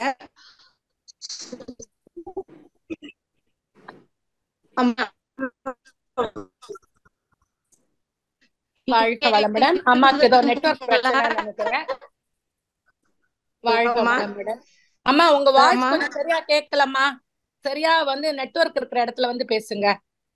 மீண்டும் வாய்ப்பு அப்புறமா கொடுக்கறேன். சாந்தி கண்ணன் அம்மா வாழ்க வளமுடன். கும்பகோணத்திலிருந்து சாந்தி கண்ணன் அம்மா வாழ்க வளமுடன். அம்மா சந்திரம்மா நன்றி. நன்றி அம்மா. வாழ்க வளமுடன் ஐயா. வாழ்க வளமுடன் ஐயா. வாழ்க வளமுடன்மா. சொல்லுங்க. அவ்வளவு அருமையா இருந்தது ஐயா. ஐயோ நாங்கெல்லாம் ஒரு தரம் இதெல்லாம் கேட்க முடியாது, 4-5 தரம் யூடியூப்ல கேட்டாதான் அந்த இதெல்லாமே புரிய ஆரம்பிக்கும். என்னோட கேள்வியா, பெரியவங்க சொன்னது திருப்பி சொல்றோமா, அதுல என்னமா நமக்கு என்ன பெருமை, அவங்களுக்கு தான் பெருமை. எங்களுக்கு எல்லாம் அனுபவம் வேணும் இல்லையா, அதனாலதான் சொன்னேன். எனக்கு அனுபவம் நீங்க சந்தோஷப்பட்டா மகிழ்ச்சி, ரொம்ப சந்தோஷம். எனக்கு என்னோட கேள்வியா, ஒரு குழந்தை படிச்சு வேலைக்கு போற ஸ்டேஜ் வந்தாச்சு. ஆனா அவன் வேலைக்கும் போக மாட்டேங்கிறான். வேற்று மொழியிலதான் அவனுக்கு வேலை கிடைச்சிருக்கு. ஆனா அங்க போக மாட்டேன்னு சொல்லிட்டு இருக்கான். தாய் தந்தையோ சுற்றாத்தாரோ எல்லாருமே அட்வைஸ் பண்ணாலும் கேட்க மாட்டேங்க. கோவில்ல போய் உட்கார்ந்துக்கிறான், வர்றான், சாப்பிடுறான், கோவில்ல போய் உட்கார்ந்துக்கிறான். இதேதான் செஞ்சுட்டு இருக்கான். ஏன் உள் மனசுல இதோட இன்னும் நல்ல வேலை கிடைக்கிறதுக்காக அவன் வெயிட் பண்றான் போல இருக்கு. எல்லாரையும் அவன் மன கஷ்டப்படுத்துறான் போல இருக்குன்னு எனக்கு தோணுதியா. அவனை எந்த மாதிரி நம்ம அட்வைஸ் பண்ணணும்? ஒன்னும் பண்ண முடியாதுமா, பிரார்த்தனை வாழ்த்துங்க, வாழ்த்தணும். சரி, கேக்குறவங்க கிட்ட தானமா சொல்ல முடியும். இன்னைக்கு பசங்களை பழைய காலம் மாதிரி இல்லைங்க. பெரியவங்கன்னா சேர்ல உட்கார கூட மாட்டோம் எதிரில. இன்னைக்கு அப்படி இல்ல. ஏன்னா அவங்களுக்கு இன்னொன்னு, அந்த காலத்துல நாங்கெல்லாம் ஒழுக்கமா இருந்தோம் அப்படின்னா டிவி கிடையாது, செல்போன் கிடையாது, டைவர்ஷன்ஸ் ரொம்ப குறைவு. இன்னைக்கு எல்லா விதமான பிரச்சனைகளும் இருக்கு. அதுக்கு மத்தியில ஸ்ட்ரெஸ்ன்றது மோஸ்ட் காமன் திங்கா இருக்கு. ஒரே விஷயம், நம்ம பயிற்சியை கொடுங்க. இப்ப இதுக்கு முன்னாடி ஒரு அம்மா கேட்டாங்க இல்லைங்களா, நம்ம மன்றத்துக்கு போனா நான் இது பண்ண மாட்டேன் அது பண்ண மாட்டேன்னு சொன்னா யார் பயிற்சிக்கு வருவாங்க? ஒரு குழந்தை சாக்கடையில விழுந்துட்டா அந்த குழந்தைய சாக்கடையில இருந்து எடுப்பதற்காக அம்மா சாக்கடையில இறங்க வேண்டியதா இருக்கு. நாம தெளிவா இருக்கணும், யாருக்காக எதுக்காக ஒத்து போறோம். நம்ம கொள்கையில நம்ம வாழ்க்கை முறைகளில குருநாதர் போதித்த கருத்துக்களிலே தெளிவாக இருந்தால் அவர்கள் லெவலுக்கு இறங்கி தாராளமா கூட்டிட்டு வரலாமா. குழந்தைங்கள இன்னைக்கு நம்ம சுடுசொல் சொல்ல வேண்டாம். நம்ம வாழ்க்கை பேரண்ட்ஸுக்கு என்னது, வாழ்க்கை வளமுடன், வாழ்க்கை வளமுடன், வாழ்க்கை வளமுடன். அப்பா அம்மா வருத்த அலை கொடுத்தால் குழந்தைக்கு சாபமாகும். எல்லாமே 4 வகை கவலைகள் சாமி சொல்றாங்க இல்லைங்களா. காலத்தினால் தள்ளி போடுங்க, காலத்தினால் சரியாயிடும். ஒவ்வொரு உயிருக்கும் நல்ல வாழ்க்கை இருக்கு. நீங்க வாழ்த்துங்க, பாசிட்டிவா இருக்கு. எண்ணத்துல அந்த குழந்தைய நெகட்டிவா நினைக்காதீங்க, எல்லாரும் சரியாயிடுவாங்க, குழப்பாதீங்க. வாழ்க்கை வளமுடன். நன்றி ஐயா, நன்றி. வாழ்க வளமுடன். சந்திராமா நன்றி அம்மா. வாழ்க வளமுடன். வாழ்க வளமுடன். நன்றி. அடுத்த அன்பராக முருகேசன் ஐயா அவர்கள். வாழ்க வளமுடன் ஐயா. முருகேசன் ஐயா வாழ்க வளமுடன். மைக்க ஒரு முறை டச் பண்ணுங்க முருகேசன் ஐயா. முருகேசன் ஐயா வாழ்க வளமுடன். இணைப்புல இருக்கீங்களா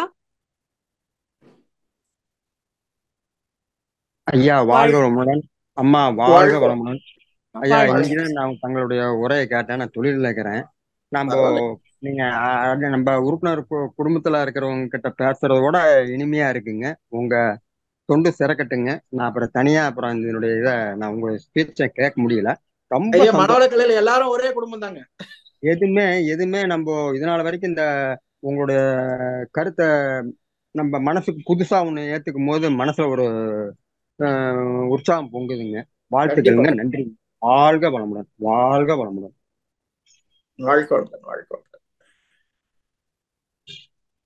வளமுடன். நன்றி ஐயா, நன்றி. இந்திராணி அம்மா, உங்களுக்கு மீண்டும் வாய்ப்பு வழங்கப்படுகிறது. வாழ்க வளமுடன். நெட்வொர்க் நல்லா இருக்கிற இடத்துல வந்து பேசுங்கம்மா. வாழ்க வளமுடன். வாழ்க வளமுடன். இப்போ வேற இடத்துக்கு வந்திருக்கேம்மா. கேக்குதா? கேக்குதுமா, பேசுங்கம்மா. கேள்வியை மட்டும் சுருக்கமா சொல்லுங்கம்மா, நேரம் கருதி கேள்வியை மட்டும் கேளுங்க. நன்றிம்மா. வாழ்க வளமுடன். ஐயா, நான் கேக்குறது என்னன்னா ஒரே கேள்விதான் ஐயா. இப்போ சாமிஜியோட கருத்து நமக்கு பிடிச்சிருக்கு. நாம அதை பிடிச்சவங்களும் அதுல ஆழ்ந்த பற்றுள்ளவங்க தான் அதுல சேர்ந்திருக்கோம். அப்போ நமக்கு சந்தேகம் வரக்கூடாது இல்லைங்களா ஐயா? சந்தேகம் வர்றதுக்கு அவர் சந்தேகம் வர எல்லாத்தையும் விளக்கிட்டாரு, நாம தெரிஞ்சுக்கிட்டோம். நமக்கு சந்தேகம் இல்லாமல் அவரை ஃபாலோ பண்றது தானே நல்லது. அது மாதிரி இல்லையா? கிளாரிபிகேஷன் வேணுமா? கிளாரிஃபை பண்ணிக்கிட்டே இருக்கணுமா? விமர்சனம் வேண்டான்னு சாமிஜியே சொல்லியிருக்காங்க. கண்டிப்பா இந்த வெளியில சொல்லும் பொழுது விமர்சிக்கிறதுக்கு தான் நிறைய பேர் இருக்காங்க. அதனால நம்ம பொறுத்த வரைக்கும் நாம எந்த சந்தேகமும் இல்லாம ஃபாலோ பண்றதுதான் நல்லதா, இல்ல ஒவ்வொரு தடவும் நாம சந்தேகத்தை தீர்த்து கொண்டே இருப்பதா? எப்பொழுது நாம் ஃபாலோ பண்றது முக்தி அடையிறது? ஆமா, சந்தேகம்னு வந்ததுன்னா நாம தெளிவா இல்லைன்னு தானே அர்த்தம். சாமிஜி சொல்றத ஃபாலோ பண்றோம், நம்ம விரும்பி வந்தோம். இது எல்லாமே நாம விரும்பி போனோம்னா அவர் பேரு டீச்சர். நம்ம பக்குவத்துக்கு தகுந்த மாதிரி நம்ம கிட்ட வந்தாங்கன்னா குருநாதர், மகரிஷி, மகா குருநாதர், மாமுனிவர். ஆமா, நாம ஏதோ நம்ம ஒரு விஷயம் என்னன்னா யாரும் தப்பா நினைச்சுக்க வேண்டாம். ஏதோ மன்றத்துக்கு போன உடனே முக்தி அடைஞ்ச மாதிரியே ஒரு ஃபீல் வந்துருது நமக்கு. ஆமா, இப்பதான் அட்மிஷன் போட்டிருக்கோம். இப்பதான் அட்மிஷன். பழக்கப்பதிவு பல ஆயிரம் பிரிவுகளா இருக்கு. அதுக்கு மாற்று செயல் செய்யணும்னா இந்த மாதிரி நம் வினை, சமுதாய வினை, கூட இருக்கிறவங்களுடைய அலை, எத்தனை டிஸ்டர்பன்ஸ் வரும். சாமி சொல்லுவாங்களே, வல்ல மனவளக்கலையை பயில்கின்றீரே, வாழ்த்துகிறேன் வாழ்வீரே பொறாமை விட்டு. இதெல்லாம் பாதிக்கப்படாத அந்த அமைதி நிலை தவம்னு சொன்னோமா. நம்ம வேற வேற என்ன சொல்றது, வேண்டுதல்களோட தானே தவம் செய்யறோம். மனதை உயிர் மேல் வைத்து தவம் செய்யணும். நம்ம பயிற்சிகளை முறையா பண்ணாவே இந்த குழப்பங்களே வராதுமா. வெளியில இருந்து யார்கிட்ட என்ன கேட்டாலும் கிடைக்காத நிறைவு உள்ளே தவத்திலே உள்ளுணர்வாகத்தான் கிடைக்கும். இன்னொன்னு, நீங்க நல்ல மைண்ட விரிவா வச்சுக்கோங்க. எல்லாமே இறைநிலையின் தன்மாற்றம்னு வச்சுக்கோங்க. பாக்குறவங்க பேசுறவங்க எல்லாமே ஒரு பாடத்தை நடத்துவாங்க, எப்படி வாழணும்னு, இல்ல எப்படி வாழக்கூடாதுன்னு. ஆமா, யாருமே நம்ம சந்தேகத்துக்கு யார் தீர்க்க முடியுமா? நமக்கு தான் தீர்வு. அந்த உணர்வுன்றது நம்ம வெளியில போய் ஒருத்தர்கிட்ட கேட்கணும். பெரும்பாலானவங்களுக்கு எப்படின்னா, நான் இப்படி எல்லாம் தெரிஞ்சு வச்சிருக்கேன் பாரு, இப்படி எல்லாம் நான் கேட்கிறேன் பாருன்றதே ஒரு இது. தன்முனைப்புன்னு சொல்றேன் எல்லாமா, ஆணவம்ன்றது அது வந்து இருட்டு மாதிரின்னு சொல்லுவாங்கம்மா. இருட்டுன்னா நீங்க சுத்த வெளி கூட கம்பேர் பண்ணிக்காதீங்க. ஆமா, ஆணவமாகிய இருள்னு சொல்லி ஒரு இருட்டா இருக்குன்னா நமக்கு தெரியும்ல, இருட்டுல எந்த பொருளுமே தெரியாது. ஆனா இருட்டா இருக்குன்னு தெரியும் தானே. ஆமா, இந்த ஆணவன்ற இருட்டு எந்த பொருளையும் காட்டி கொடுக்காது, தான் இருட்டா இருக்கிறன்றத கூட காட்டி கொடுக்காதான். அதனாலதான் அதை தீர்க்க முடியல. ஒரு பொருளும் காட்டாது இருள் உருவம் காட்டும், இரு பொருளும் காட்டாது இது. இந்த ஆணவத்தினுடைய சிக்கல் அதுதான். யாருன்னா ஒருத்தர் வந்து சொல்றாங்க உங்களுக்கு கொஞ்சம் ஈகோ இருக்குன்னு சொல்லி, அவங்க கதி என்ன வருது? இந்த மாதிரி குழப்பங்களுக்கு தான் சாமிஜி விளக்கம் சொன்னாங்க. 6 குணங்கள் இருந்தால் ஆமா தான் தனது இருக்கு, தன்முனைப்பு இருக்கு. சாமிஜி என்ன பாடுபட்டிருப்பாங்கம்மா. நீங்க ஞானக்கலைஞத்துல உண்மை உணர்வுன்னு இருக்கு, அதெல்லாம் படிச்சு பாருங்க. நமக்கு எது வந்தாலும், எந்த குழப்பம் வந்தாலும் ஞானக்களஞ்சியம் சாமிஜி புத்தகத்தை எடுத்து படிங்க. 10 நிமிஷம் படிங்க, அதுல ஒரு தீர்வு இருக்கும். இல்லம்மா, இல்ல சார், இல்லையா, நான் எனக்காக கேட்கல. நாம அனுபவிக்கிறதுக்கு மனவளக்கலை, மத்தவங்களுக்கு சொல்றதுக்கு அப்புறம் பாத்துக்கலாம். எனக்கு அதை பத்தி சந்தேகமே இல்லை. மற்றவர்கள் கேட்கும்போது கண்டவர் வெண்டிலர் விண்டவர் கண்டிலாங்கிற மாதிரி அவ்வளவுதாம்மா. என்னால அந்த அளவுக்கு உங்களுக்குள்ள புரியுற மாதிரி சொல்ல முடியறது இல்ல. அதுக்காக அம்மா கேட்டேன். சாமிஜி சொல்லுவாங்க இல்லைங்களாம்மா, இறைநிலை விளக்கத்தை மொழி மூலம் பேச விளக்க கடினம். நீங்க திருவாசகத்துல வருது இல்லம்மா, மாற்றம் மனம் கழிய நின்ற மறையோனே. வார்த்தைகளாலேயோ, மனம்னா நமக்கு தெரியுது, மாற்றம்னா சொல்லுன்னு ஒரு பொருள் இருக்கு. மாற்றம் மனம், எண்ணத்தினாலேயோ சொல்லாலேயோ அடைய முடியாத நிலை எதுவோ அதான் இறைநிலை. இதுதான் தைத்தியோபனிஷத்துல இறைவனை தேடி போய்கொண்டே இருந்தால் எந்த இடத்திற்கு மேல் உங்கள் சொல்லும் எண்ணமும் போகாதோ அதற்கு பேர் தான் இறைநிலை சொல்லுவாங்க. அப்ப நீங்க வார்த்தை மூலமா விளக்கவே முடியாது. அவங்க என்ன நிலையில இருக்காங்களோ அது அவங்கவுங்களா தானே உணர முடியும். நீங்க விளக்கமா ட்ரை பண்ணாதீங்க. உள்ளார்ந்த அன்போட யாருக்கிட்டையும் வெறுப்பு வச்சுக்க வேண்டாம். கேட்டா ஏதோ இறைநிலை கேட்கறாங்க, இதை நாம இந்த கருத்தை மறுபடியும் வலுவூற்றிக்கலாம்னு சொல்லி நல்லா சொல்லுங்க. சொல்லிட்டு விட்டுருங்க. அவங்க தவம் செய். அம்மா சாமிஜி சொன்ன மாதிரி 18 புராணம் வந்துருச்சு, இதிகாசங்கள் வந்துருச்சு, எத்தனை ஆயிரம் நூல்கள் வந்துருச்சு. படிச்சு ஞானம் பெற்றிருக்கலாம்னா எல்லாருமே முக்தி பெற்றிருக்கலாமே. இதுதான் சாமி சொல்லுவாங்க. அவ்வளவு புஸ்தகமும் என்ன பண்ணோம், சரஸ்வதி பூஜைக்கு பூஜை தான் போட்டோம், அடுத்த மாசம் போகி கொளுத்த வேண்டிதான் தை மாசத்துக்குன்னு மரகளி கடைசியில.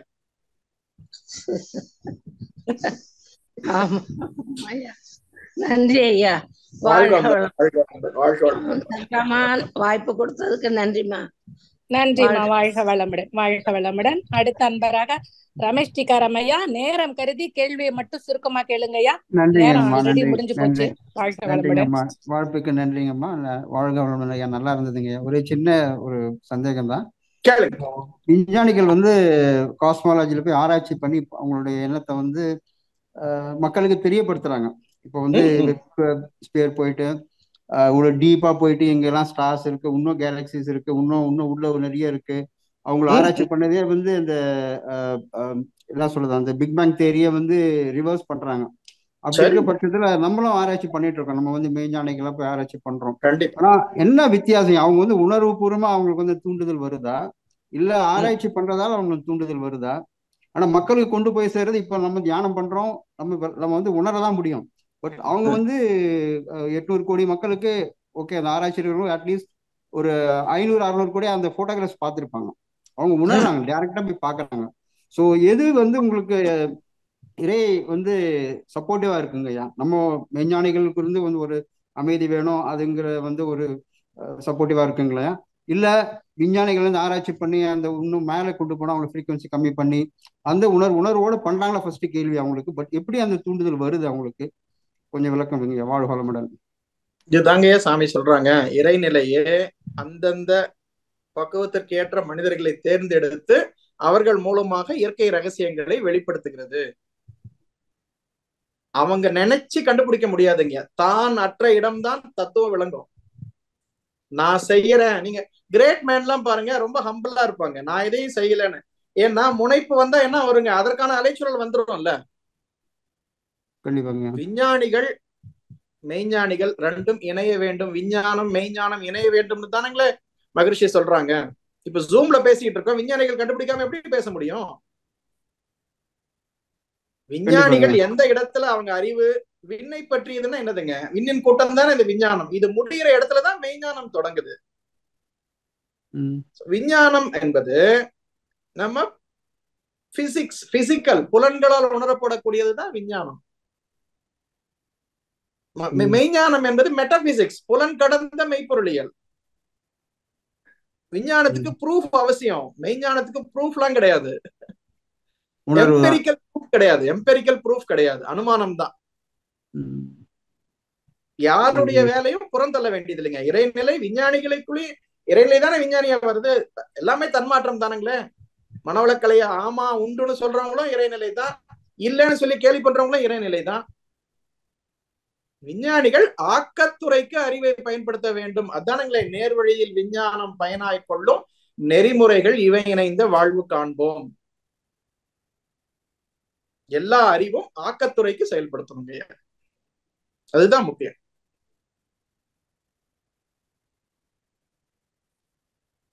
நன்றிங்க. வாழ்க வளமுடன். வாழ்க வளமுடன். வாழ்க வளமுடன் அம்மா. நன்றிங்கம்மா. வாழ்த்து. வாழ்க வளமுடன். நன்றி. வாழ்க வளமுடன். ஐயா மிக்க நன்றி ஐயா, வாழ்க வளமுடன். ரொம்ப அற்புதமான உரை, அற்புதமான கேள்வி பதில் செஷன் ஐயா, ரொம்ப சிறப்பா இருந்தது. மனமார்ந்த நன்றிகள் ஐயா, வாழ்க வளமுடன். நம் கடமை அறவாழ்வின் நாட்டத்தே